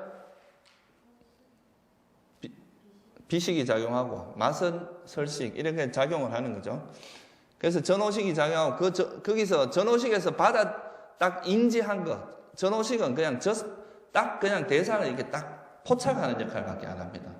여기에 대한 어떤 분석 같은 건 없어요. 그냥 그 대상에 대해서 정보만, 소리만, 그 소리 정보를 그대로 받아들이는, 그것만 딱 감지하는 거죠. 그 감지된 정보를 의식으로 연결시켜주는 게 이제 받아들이는 거죠. 그냥 그건 전오식에서 이제 감지한 걸 그냥 받아들이는 역할만 하고, 그리고 이제 그 대상을 조사하는 게 조사합니다. 여기서 말하는 조사는 우리가 말하듯이 뭐 이거는 무슨 성질을 가졌고 뭐고 이렇게 복잡한 조사를 이야기하는 게 아니고, 이거는 이 대상이 원하는 대상인가, 아니면 열렬히 원하는 대상인가, 아니면 원하지 않는 대상인가, 이 정도 수준에서 조사를 한다 이 말이에요. 그러니까 예를 들어서 정말 열렬히 원하는 아주 아름다운 여인이 나타났다, 이런 건 보통 열렬히 원하는 대상이라 할 수 있거든요. 그러면 그런 대상이 나타나면 조사하는 마음에서는 이건 열렬히 원하는 대상으로 인지를 하면서 기법 조사가 일어납니다. 그냥 조사가 아니고, 그죠? 아주 기법 조사가 일어난다 이 말이에요. 근데 그냥 뭐 평범한 사람이 나타나면 그냥 평온 조사가 일어나겠죠, 그죠? 그리고 이제 만약에 보기 싫은 뭔가가 나타났을 때는 불선 과보 조사가 일어나겠죠, 그죠? 불선으로. 그리고 그 대상에 대해서 결정을 하는 게 이게 이제 결정의 역할입니다. 그러니까 만약에 손이 이제 아까 제가 예를 들 때 이 손이 나타나면 이 손으로 전향하는 게 전향이고, 이걸 보는 건 안식, 그리고 이 본 것에 대해서 받아들이는 건 받아들이는 거고, 이것은 이제 그냥 원하는 대상이다. 그러면 이제 그에 대해서 그렇게 조사를 하면 저 손은 예를 들어서 무상한 것이다, 이렇게 하면 결정해서 무상한 것이다, 이렇게 많이 보게 돼요. 이건 물질이다, 만약 이렇게 결정을 하게 되면 이 뒤에 나오는 거는 뭐냐 하면 선한 마음이 일어나겠죠. 근데 보기 싫어, 이렇게 만약에 저거는 혐오스러운 것, 이렇게 만약에 결정을 했다면 그 뒤에 일어나는 것은 불선한 마음이 일어나겠죠, 그죠? 그래서 이 결정이 사실은 되게 중요한 역할을 합니다. 이 결정의 역할, 이 결정하는 마음의 역할을 우리가 아비담마에서는 이 마음을 가지고 현명한 주의력이냐, 현명치 못한 주의력이냐, 이렇게 이야기하는 거죠. 그런 말 들어봤죠? 요니소마나시카라, 요니소마나시카라 뭐 이런 말 들어봤죠? 그러니까 열의자기, 이치에 맞게 마음을 기울이느냐 아니면 어리석게 이치에 기울이느냐. 수행자들은 예를 들어서 아름다운 여인이 나타나도 이걸 부정반을 하고 있었으면 그냥 뼈무더기로 본단 말이에요. 그렇게 결정을 하면 뒤에는 그거에 대한 부정한 인식을 가지는 그런 선한 마음이 일어나겠죠. 그죠? 지혜가 일어난단 말이에요. 근데 아름다운 여인이라고 표상을 취하면 그 다음에 탐욕이 일어날 가능성이 많겠죠. 그래서 이 결정에서 어떤 역할을 하냐에 따라서 이제 문제가 되기 때문에 여기에 결정에 따라서 선한 마음이 일어나기도 하고 불선한 마음이 일어나기도 한다는 거, 그거를 이제 이해하시면 좋을 것 같고, 그리고 나서 그 다음에 이제 똑같은 마음이 7번 보통 일어난다고 이야기를 해요. 그때 마음이 우리가 소위 말하는 좋다 싫다 뭐 이런 업이 작용하는데, 이때 마음이 이제 진짜 파워가 있는 마음입니다. 이 결정까지, 이 전향부터 이 결정까지의 과정, 결정이 아니라 조사까지 과정은 그냥 오토매틱으로 일어나는 거라고 생각하면 돼요. 그런데 결정에서부터는 우리가 이제 의지적인 작용이 조금 들어갑니다. 여기서 그러니까 이 결정도 뭐하고 관계 있느냐면, 이전에 여러분들이 스님들이 어떻게 했느냐하고도 관계 있어요. 평소에 그러니까 이런 법을 많이 듣고 선한 쪽으로 작용을 했으면 이 결정은 이제 거기에 영향을 받아갖고 선한 쪽으로 작용될 가능성이 많아요. 그런데 평소에 맨날 이제 화를 내고 욕심을 냈다면 이 결정이 또 불선한 쪽으로 갈 가능성이 많다. 그러니까 이 결정이라는 마음 자체가 그 원인이 없는 마음이거든요. 어문전향이 이 역할을 한단 말이에요. 그러니까 이 마음 자체가 뭔가 이렇게 의지적으로 뭘 하기에는 힘이 약해요. 그러니까 이 마음은 주로 뭐냐면 앞에 했던 마음의 영향을 많이 받는다 이 말이죠. 그리고 나서 이제 자완하라고 하는 속행, 이거를 번역할 땐 속행이라고 이야기하거든요. 이제 순식간에 뭔가를 행한다 이런 의미입니다. 번개처럼 뭘 행한다. 그래서 여기서 일어나는, 여기에 속행이라고 하는 이 자리에 선한 마음이나 불선한 마음이 일어난다 이거예요. 다른 데서는 일어날 수 없습니다.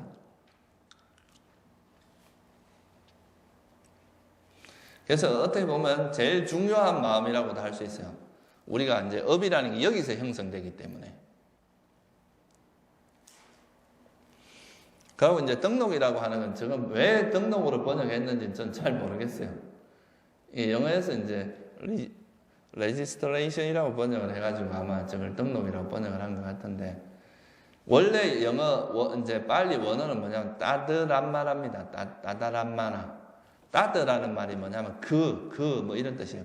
바로 아란마나가 뭐냐면 대상이거든요. 그러니까 앞에 있었던 이 속행, 자완하라고 하는 이 속행이 가졌던 대상을 대상으로 한 번 더 일어나는 마음이다 이 말이거든요. 그래서 근데 이거는 과보의 마음입니다. 그래서 이 이제 자완하가 되게 강력하면은 우리가 이제 비유를 할 때 이렇게 비유를 해요. 막 달리기를 막 하다가 너무 빠르게 달리면은 바로 멈추지 못하고 한 걸음 두 걸음 나가서 멈추듯이, 이제 속행이 너무 강하면은, 속행의 힘이 너무 강할 때는 바로 이게 멈추지 못하고 과보의 마음이 두 번 좀 일어나고 나서 이제 다시 방가라고 하는 상태로 간다고 이렇게 설명을 하죠. 이것도 좀 자세히 설명을 하려면 뒤에 인식 과정에서 조금 더 부연 설명을 드려야 됩니다. 이게 사실 등록이란 이 개념이 조금 어려워요. 그래서 이제 이런 과정을 거쳐서 하나의 인식이, 요게 하나 인식의 단위입니다. 마음이 한 심찰나가 일어난다고 해서 대상을 인식할 수 있는 게 아니고, 요런 한 세트로서 인식이 된다 이 말이에요. 전오식 같으면 요런 세트로 움직이고, 만약에 어문전향 같으면 앞에서 전오식 받아들이고 조사하는 게 안 일어납니다. 바로 뭐가 있냐면 결정 대신에, 저 결정이라는 게 뭐가 하는 역할이냐면 어문전향이 하는 역할입니다. 어문전향. 그래서 그냥 어문전향이 바로 일어나서 그 어문전향이 대상으로 이 전향도 하면서 그 대상에 대해서 결정도 하는 두 가지 역할을 동시에 수행합니다. 어문 인식 과정에서는. 그리고 자완화 등록 또는 속행 등록 이렇게, 그러니까 어문 인식 과정에서는 결정, 속행, 등록 요 세 과정밖에 안 들어가는 거죠, 최대가. 근데 오문인식 과정에서는 전향, 전호식, 받아들이기, 조사라니 이게 더 들어가요. 좀 더 긴 거죠, 그러니까.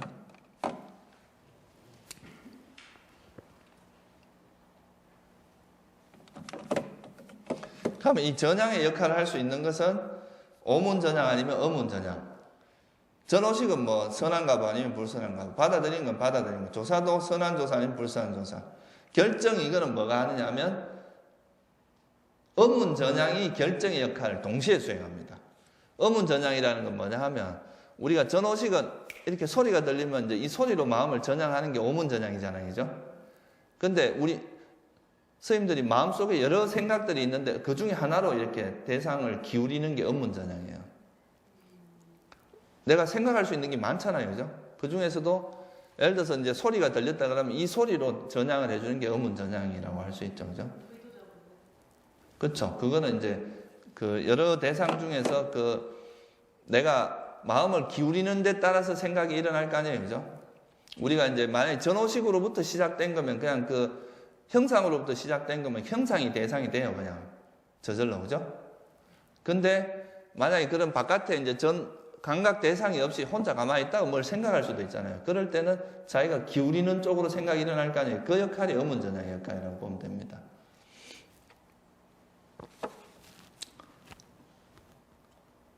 그 다음에 이 자완하에서 이제 속행에서 일어날 수 있는 것은 선하거나 불선하거나 이런 게 일어날 수 있으니까 욕계 선, 작용만 하는 마음, 이거는 일어날 수 있겠죠. 그죠? 욕계에서 선한 마음 8가지가 있고 작용하는 게 8가지가 있잖아요. 그럼 16가지인데 거기 하나가 왜 더 들어가 있느냐 하면 미소 짓는 마음이 들어가서 그렇습니다. 그 다음에 선과 불선이 나타난다니까 불선 12가지 들어가고 색계에서도 선과 작용하는 거 10가지. 그러니까 5가지니까 10가지고 무색계 4가지니까 8가지고 출세가 8가지 다 일어날 수 있어요. 그래서 이 속행에 일어날 수 있는 것은 55가지입니다. 이거는 나중에 등록은 요 11가지 요거밖에 못 일어나요. 이거는 제가 나중에 인식과정 할 때 등록을 설명할 때 다시 한번 설명드리기로 하고 넘어갈게요. 그러니까 여기서 중요한 건 이 자완하라고 하는 속행이라고 하는 여기에 일어날 수 있는 게 선, 불선이고 여기에는 과보도 일어날 수 있어요. 출생안의 마음에서 도와 과잖아요. 그죠?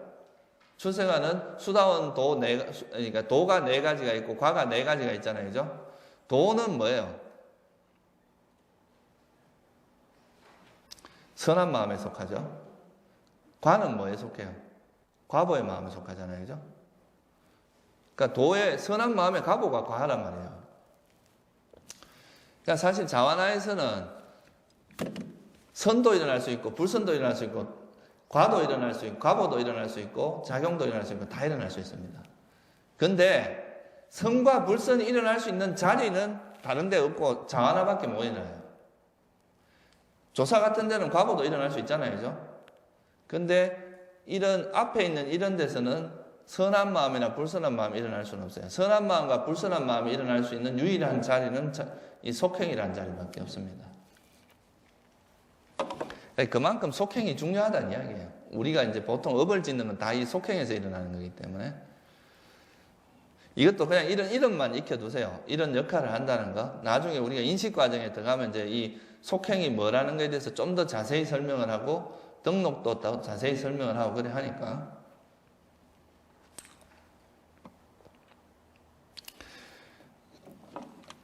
그 다음에 이제 인식 과정을 벗어난 마음. 이건 뭐냐 하면요. 우리가 이제 생각이 일어난다는 거, 이제 인식 과정이라는 건 색성향 미촉 법이라고 하는 그 6가지 대상을 인식하는 과정이 인식 과정이에요. 근데 예를 들면 스님들이 깊은 잠에 빠졌을 때 뭔가 바깥 대상을 인식하는 게 아니잖아요. 그럴 때 일어나는 거를 인식 과정을 벗어난 마음이라고 이야기를 합니다.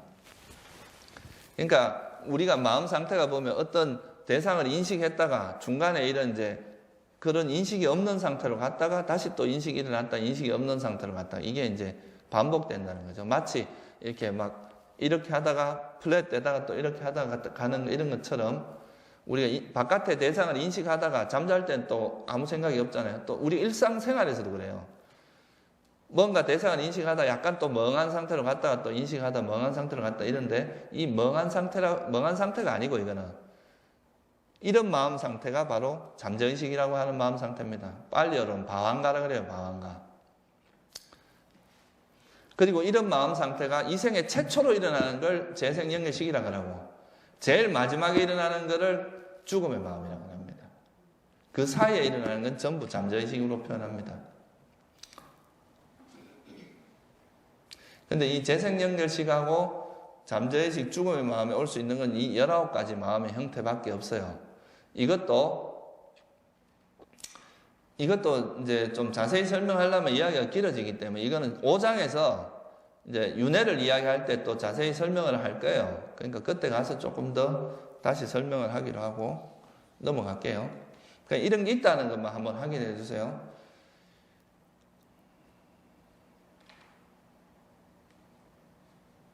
그 다음에 이제 우리가 알아야 될 게 토대, 이런 말 많이 들어봤죠? 토대, 대상, 문. 육문을 통해서 뭐가 들어온다. 그죠? 우리가 안이비설 신의 이걸 육문이라고 보통 표현하죠.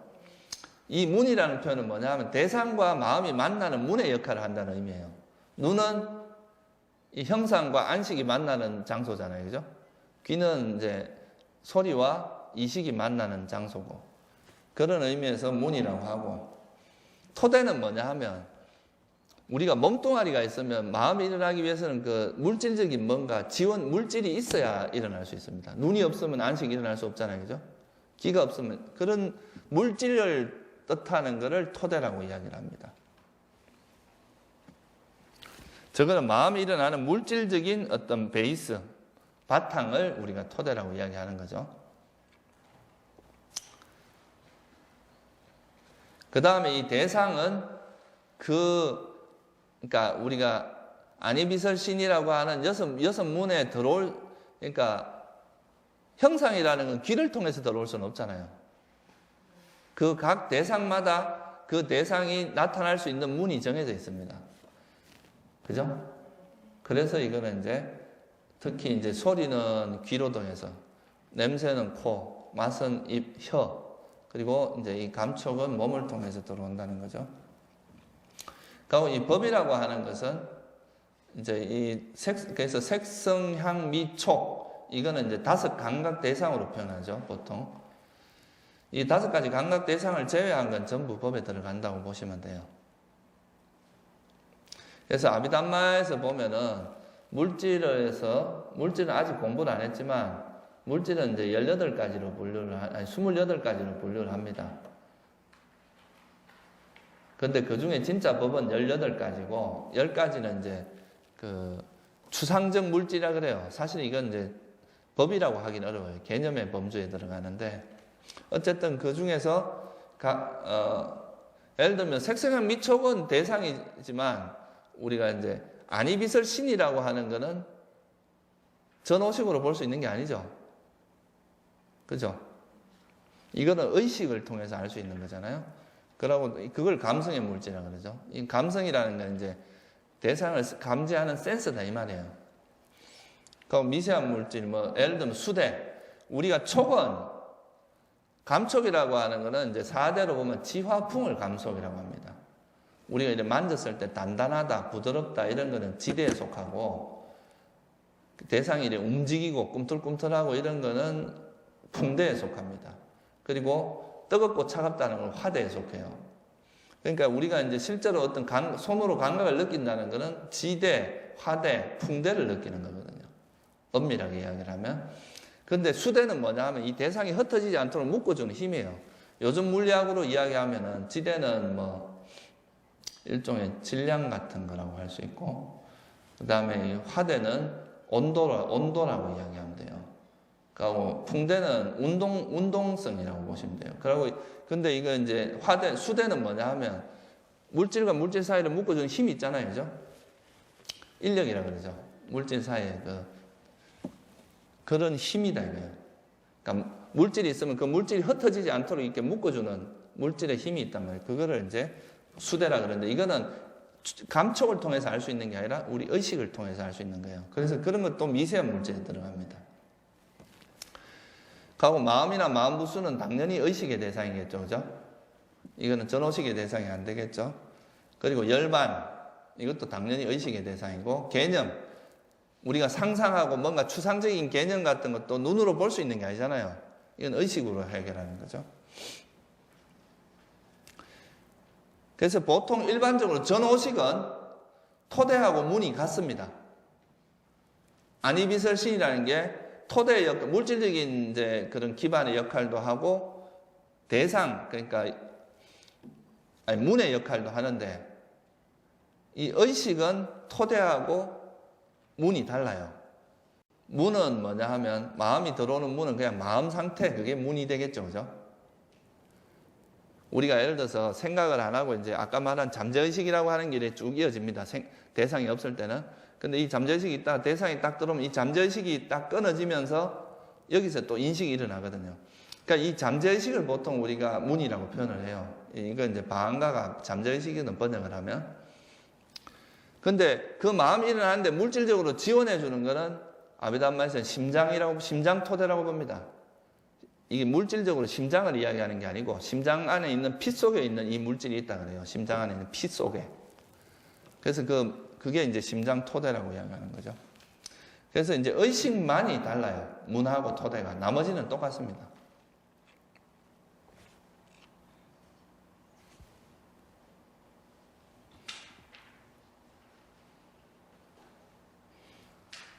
그러니까 여기서 보면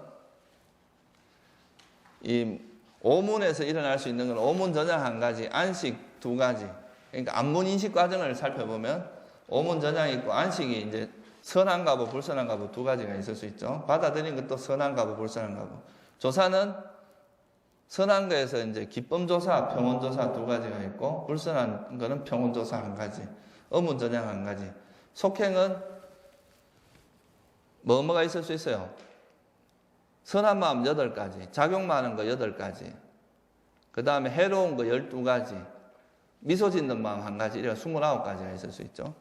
등록 8가지. 이렇게 해서 총 이제 46가지 오는데, 오문, 이제 막 이문이 되면 이식이 2가지가 들어가고, 아니, 비식이 되면, 그러니까, 눈의 문으로 들어오는 거 46가지고, 귀로 들어오는 게 46가지, 코로 들어오는 게 46가지, 이렇게 하면 그 중복되지 않는 거는 안이비설신 5가지, 전오식밖에 없잖아요. 그죠?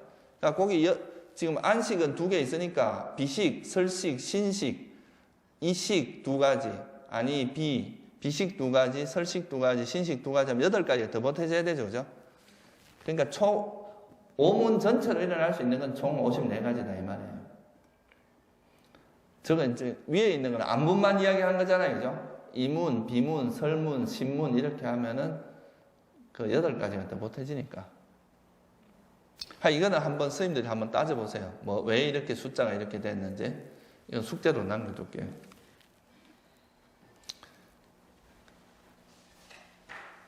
그리고 이것도 조금 이 마음에 따라서 이제 그 마음이 가질 수 있는 대상도 틀려요. 전오식은 오직 색상을 미촉밖에 못 가지죠. 그죠? 대상으로. 안식이 뭐 열반을 대상으로 가지고 이렇게 못 한단 말이에요. 열반을 눈으로 볼 수 있는 게 아니란 말이에요. 그리고 뭐 개념, 어떤 뭐 사랑 이런 걸 눈으로 볼 수 있나요? 그건 의식으로 다 하는 거잖아요. 그래서 이제 전오식은 항상 현재의 대상입니다. 현재 일어나고 있는 그것만이 대상이 돼요. 색성한 미촉이라고 하는. 그리고 아까 전오식이 일어날 때 앞뒤로 있는 게 뭐라 그랬어요? 오문 전향과 받아들이는 마음이라고 그랬잖아요. 그죠? 그것도 항상 전오식이 일어날 때 일어나는 거니까 이것도 대상이 5가지 감각 대상, 색성 미촉만이 대상이 되겠죠. 그죠?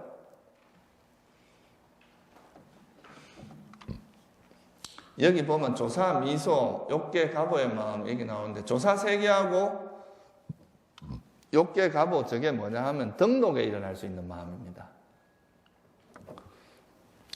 근데 이 등록에 일어날 수 있는 마음은 저 물이 아니고 물질입니다.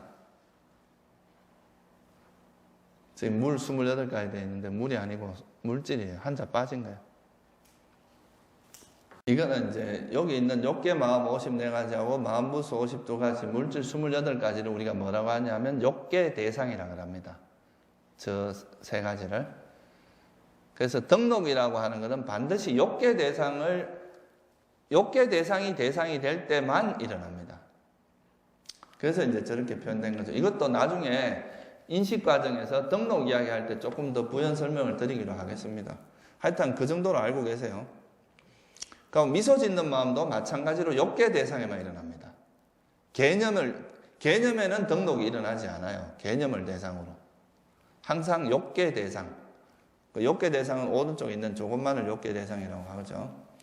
지혜가 없는 마음은, 여기 보면 이제 밑에 있는 그 불성이나 지혜 없는 마음은 깨달음의 마음을 대상으로 할 수 없다 이거예요. 그러니까 출세간의 마음은 대상으로 할 수 없기 때문에 여기 빠진 겁니다. 지혜가 있는 마음이라야 이제 출세간의 마음을 대상으로 할 수 있다 이거예요.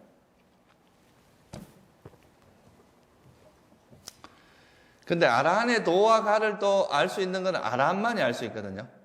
그러니까 그거는 다음에 나오는 작용만 하는 마음일 때만 이제 아라한의 도와 가도 알 수 있어서 전체 마음을 다 알 수 있다고 이야기하는 거죠. 나머지는 한번 알아보세요. 이것도 이제 그 전에 그러니까 무색계 선정을 이야기할 때 공무변처는 뭐가 선정이 된다 그랬어요? 공무변처의 대상은 무한한 허공이라 그랬죠, 그죠? 그죠? 그러니까 가시나 수행을 통해서 이제 무한히 우주를 확장한 다음에 그 가시나가 차지하는 공간으로 하면 공무변처가 된다 그랬죠? 근데 이제 식무변처는 공무변처의 마음이 대상이 됩니다, 그죠? 그러니까 식무변처하고 비상비비상처는 초선이라기보다는 공무변처의 마음하고 무소유처의 마음이 대상이 되잖아요, 그죠? 그렇죠? 근데 공무변처나 무소유처는 무한한 허공과 아무것도 없다라고 하는 그 비어있음이라고 하는 그 두 가지가 대상이 되는 그건 개념이거든요. 그래서 색계선정도 다 개념이 대상이 됩니다. 그래서 이거는 이제 개념이 된다는 거. 출생안의 마음은 열반이 대상이 되는 거죠. 열반이 대상이 된단 말은 다른 말로 하면 열반을 체험한다 이 말입니다. 그 나머지는 스님들이 한 번 더 체크를 해보세요. 여기서 신통이라고 하는 거 들어있잖아요. 그죠? 신통. 이거는 사실 욕계의 선한 마음에 들어가는 겁니다. 아니, 신통의 마음은 색계 마음이 아니에요. 우리가 신통이라고 하는 건 이제 내가 선정에 들어갔다 나와서 예를 들면 이렇게 하거든요. 청정도론에 보면 이렇게 나오는데 내가 예를 들어서 이제 사선정에 들어갔다 나와요. 이 벽을 통과하고 싶다. 그러면 내가 원하는 만큼 벽을 보고 저 벽을 선정에 들어갔다 나와서 특히 허공가시나라고 하는 선정에 들어갔다 나옵니다. 그러고 나서 저 벽을 보고 저 벽이 허공이 되라라고 마음을 먹어요. 그래가 다시 선정에 들어가면 저 벽이 나한테는 허공이 되는 거예요. 그럼 난 저 벽을 뚫고 들어가는 거죠. 그렇게 이제 신통을 놔두는데, 그러니까 신통의 마음 자체는 선정의 마음은 아니다 이 말이에요. 그래서 이 신통을 대상으로 신통의 마음으로 할 때는 내가 어떤 거라도 대상을 할 수 있어요. 상대 마음도 볼 수 있고. 그래서 부처님이 가지고 있는 타심통을 생각해 보면 됩니다. 타심통. 타심통은 모든 제자들이 어떤 마음 상태에 있는지 다 볼 수 있으니까 저 모든 게 다 대상이 된다 이 말이에요. 그렇죠? 근데 이제 신통이 있다 해도 자기보다 높은 사람의 마음은 못 본다 그러죠.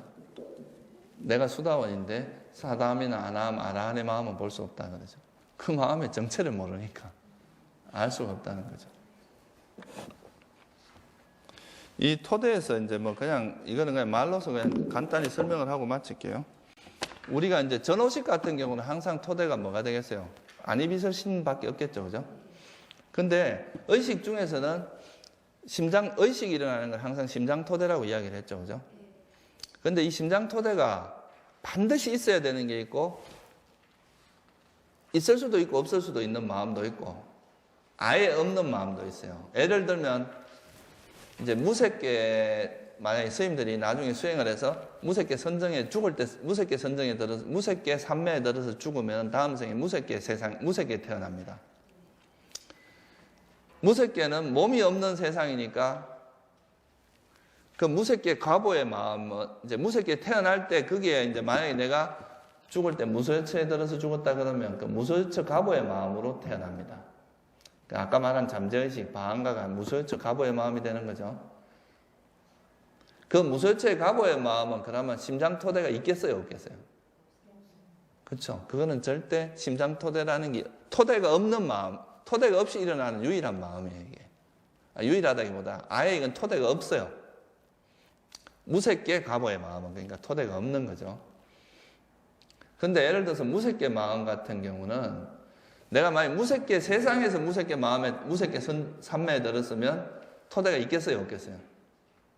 무색계 태어나서 무색계 삼매에 들었으면 무색계는 말 그대로 색이 없는 거예요. 몸이 없으니까 심장 토대도 없겠죠. 그러니까 그때는 토대가 있어요, 없어요?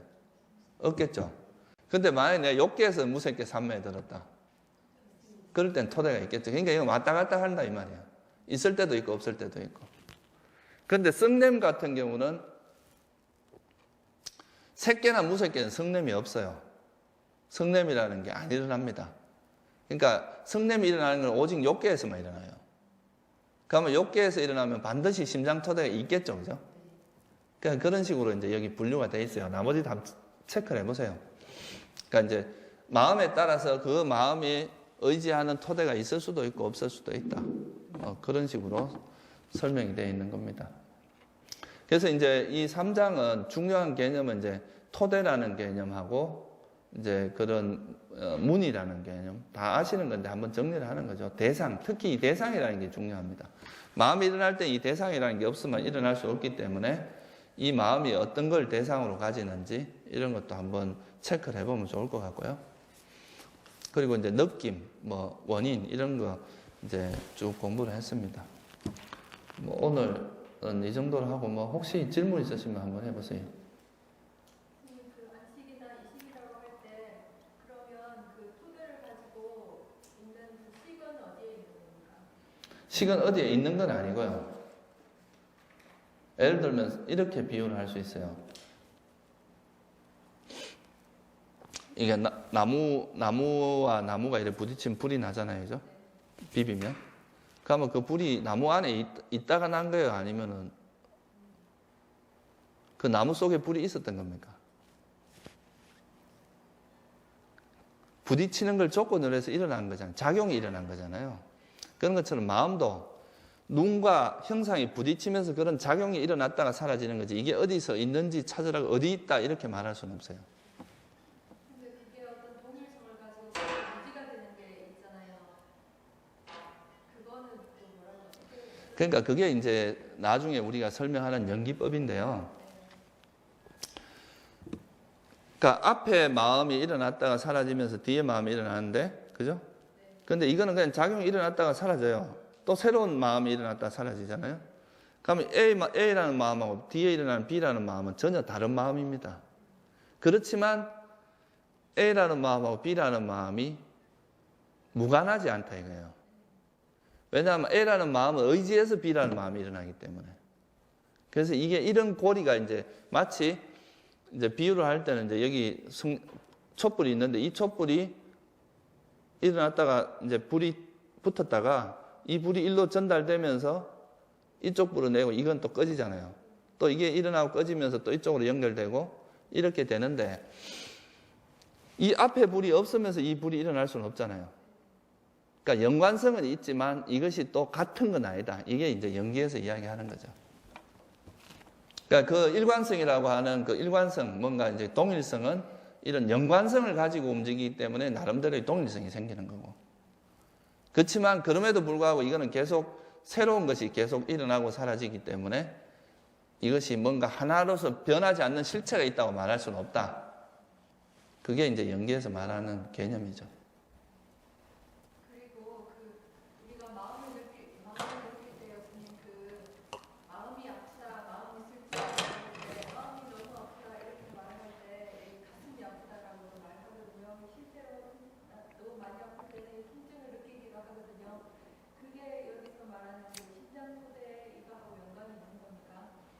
뭐 그렇게 대략적으로 이야기할 수도 있는데 직접적인 관계가 있는 건 아니에요. 심장 토대는 그러니까 이 마음이 일어나는데 이렇게 지원해 주는 역할. 눈이 그러니까 보는 건 아니잖아요, 그죠? 근데 눈을 통해서 우리가 마음이 일어나는 거잖아요. 그러니까 그런 물질적인 이제 토대가 되는 건 사실인데 우리가 마음이 아프다고 하는 거는 불교적으로 보면 괴로운 느낌이 일어나는 겁니다. 어떤 일을 대상으로 해서 그 느낌이 일어날 때 특히나 이제 불순한 마음이 일어날 때는 그 마음만 일어나는 게 아니고 나중에 이제 공부를 하는데 그 마음이 일어날 때 함께 일어나는 물질이 있어요.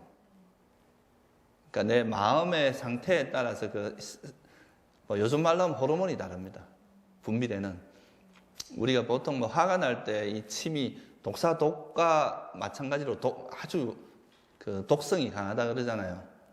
그러니까 그런 것처럼 우리 마음이 선한 마음이 일어날 때 우리 몸에서 분비되는 호르몬 체계하고 불선한 마음이 일어날 때 일어나는 게 다르다 그러거든요. 그러면 이제 불선한 마음이 일어나면 그게 막 몸에 독처럼 퍼져가지고 이 가슴 쪽에 사실 심장에 문제도 생기고 그러긴 해요. 근데 그게 실제로 심장이 아픈 거나 그런 개념하고는 좀 다른 개념이죠. 그러니까 그런 마음을 조건으로 해서 그런 이제 물질도 형성이 되거든요. 그러니까 마음이 물질에 영향을 준다는 거죠, 우리 몸에. 그렇지만 그거하고 이제 심장이 아프다 이런 거하고는 좀 다르죠. 그러니까 불교에서 말하는 아픔, 고통이라는 거는 냉정하게 이야기하면 수온이 일어나는 거예요. 내가 아프다 이렇게 하는 건 어리석은 사람들의 이야기고, 아, 수온이 일어나는구나. 괴로운 느낌이 일어나는 거야. 이렇게 봐야 그게 이제 제대로 보는 거다 이거죠. 그래서 부처님이 왜 이런 오온을 설했느냐 하면 사람들은 다 내가 아프다.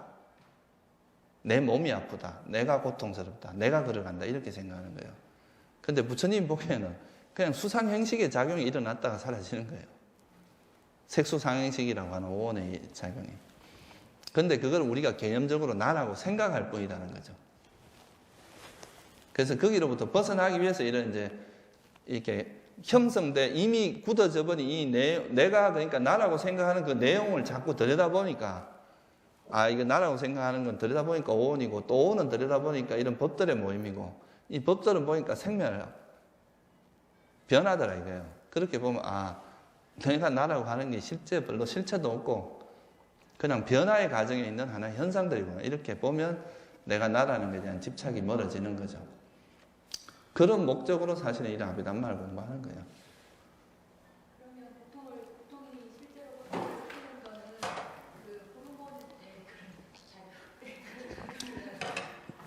아니, 실제로 고통을 느끼는 건 마음이죠.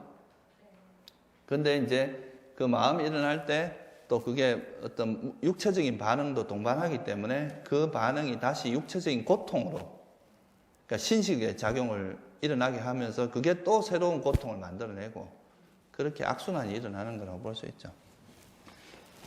심리학에서 말하는 잠재의식, 그 무의식이라고 할 때 그 무의식이 우리 불교에서는 잠재의식하고 같은 거라고 볼 수 있습니까? 정확한 개념은 똑같진 않아요.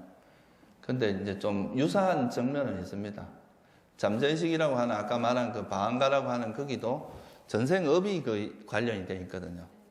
그러니까 전생업이라는 게 결국 이제 그 생에 내가 익혔던 습성이나 이런 게 이제 관련성이 있잖아요. 그래서 그게 이제 현생에도 영향을 주는 게 사실이고, 불교에서는 어떻게 보면 그 잠재의식이란 말하고 더 밀접한 관계가 있는 거는, 그러니까 무의식하고 더 밀접한 관계가 있는 거는 잠재 성량, 아누사야라고 하는, 지금 선생님들이 지금은 화를 안 내도 우리 마음에는 화의 잠재 성량이 있다는 거예요. 조건이 형성되지 않았기 때문에 이제 그 화를 낼 수 있는 가능성마저 없어진 건 아니거든요.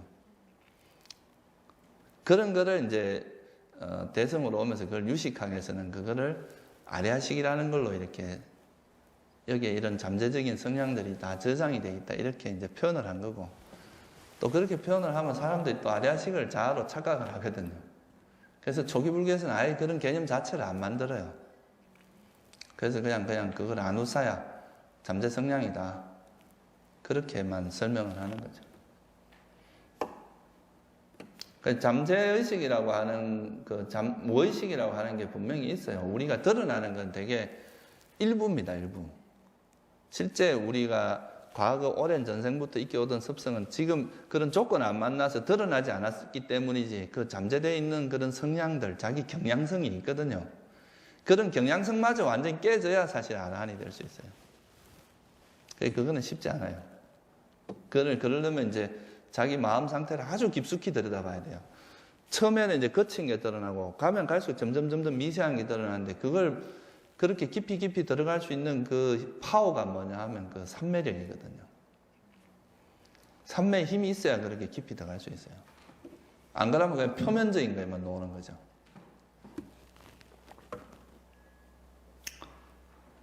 그건 또 다음에 수행할 때 조금 더 이야기를 하고요. 예, 또 다른 질문 있으세요?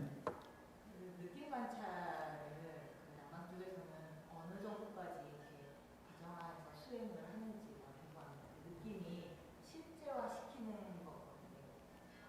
실제화시키는 건 아니고요. 느낌의 그 작용을, 주로 이제 느낌을 포커스를 맞춰 하는 데가 어디냐 하면 고행가라고, 인도에 가면 고행카라는 사람이 이제 이렇게 보급하는 그 수행법이 있어요. 그게 원래 이제 우바킹이라고 하는 그 미얀마의 어떤 이제 장관까지 지낸 제가자인데, 그 사님이 만든 수행법인데, 그래서 그거 이제 자기 느낌을 관찰해서 그 느낌의 변화, 그거를 관찰해서 이제 그걸 통해서 수행을 하는 방식도 있는데, 원래 이 사념처 수행이라고 하는 거는 어느 하나만 보는 게 아니에요. 느낌만 보는 게 아니라, 마치 고구마 줄기가 이래 있는데 하나만 이렇게 끄집어내면 다른 거 다 따라오잖아요.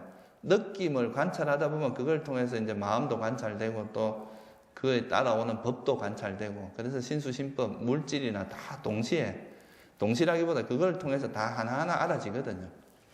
그러니까 느낌을 시작으로 한다는 거지. 그래서 결국 이제 윗바사나 수행의 핵심은 그런 현상들을 이제 우리가 일반적으로 스님들이 보통 관찰하는 건 뭐냐 하면 개념이거든요. 개념.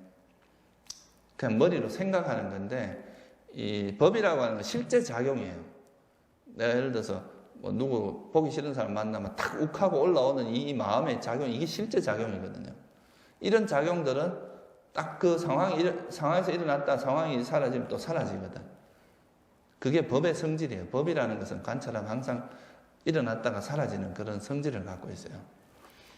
그런 거를 관찰하다 보면, 지금 내가 뭐 나한테 일어난 이런 감정이나 이런 것들이 다 변화하는 하나의 그 실체가 없는, 작용은 있지만 실체가 없는 하나의 법의 형태구나.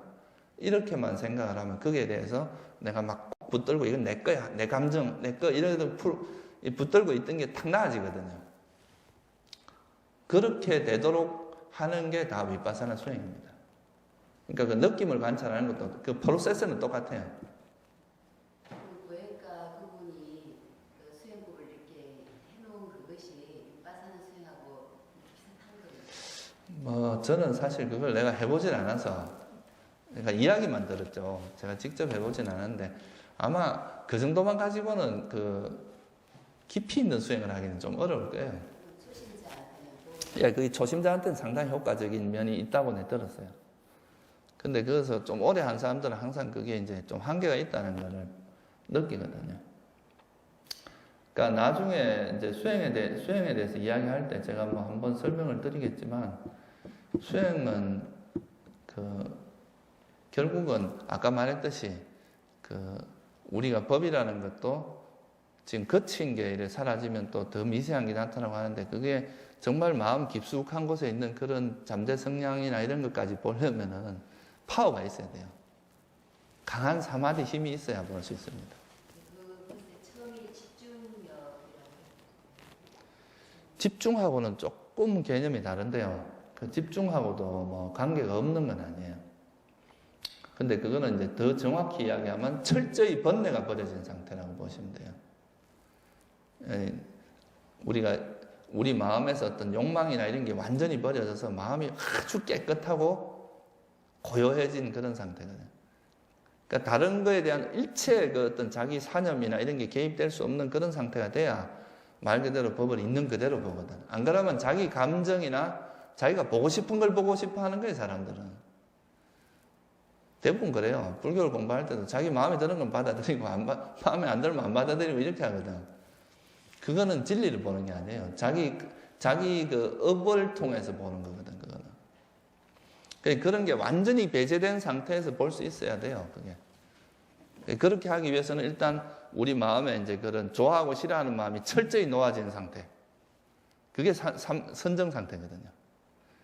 거기서 나오면 이제 그 나온 상태만이라도 마음이 너무 깨끗한 상태가 되는 거예요. 그럴 때 반조를 해야 제대로 된다 이거죠. 알아차림으로 들어가면 그런 상태가 될수 있어요. 예, 알아차림을 통해서, 그러니까 우리가 팔정도에도 보면 정념을 통해서 정정으로 가거든요. 그러니까 이 정정이 바로 바른 지혜, 깨달음의 지혜를 이끌어내요. 그러니까 보통은 알아차림이 그냥 위파사나 수행이라고 이제 생각을 하는데 절대 그건 잘못된 이해입니다. 알아차림을 통해서 사마타 위파사나가 다 개발되는 거예요. 대념청에도 보면 이제 그 신념처, 몸에 대한 알아차림에 그 아나파나사티가 들어가거든요. 호흡, 들숨, 날숨에 대한 알아차림이 신수, 신법 중에 신념처에 들어가요. 그러니까 사념처 수행은 사실은 하나를 하다 보면 다른 것이 다 따라오게 돼 있어요.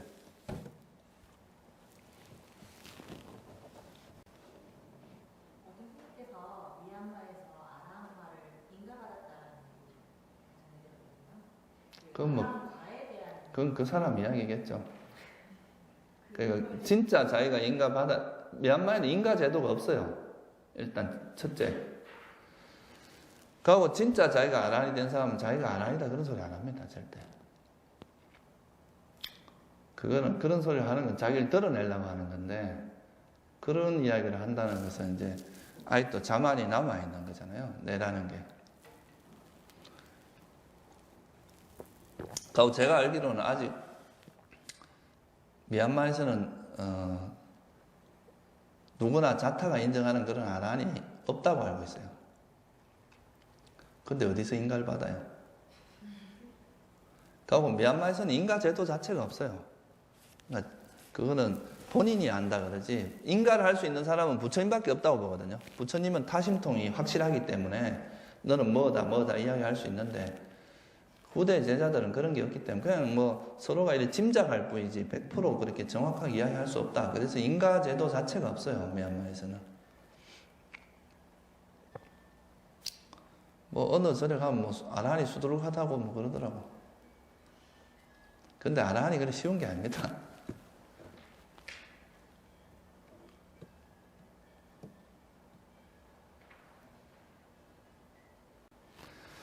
또 다른 질문 없으시면 다음에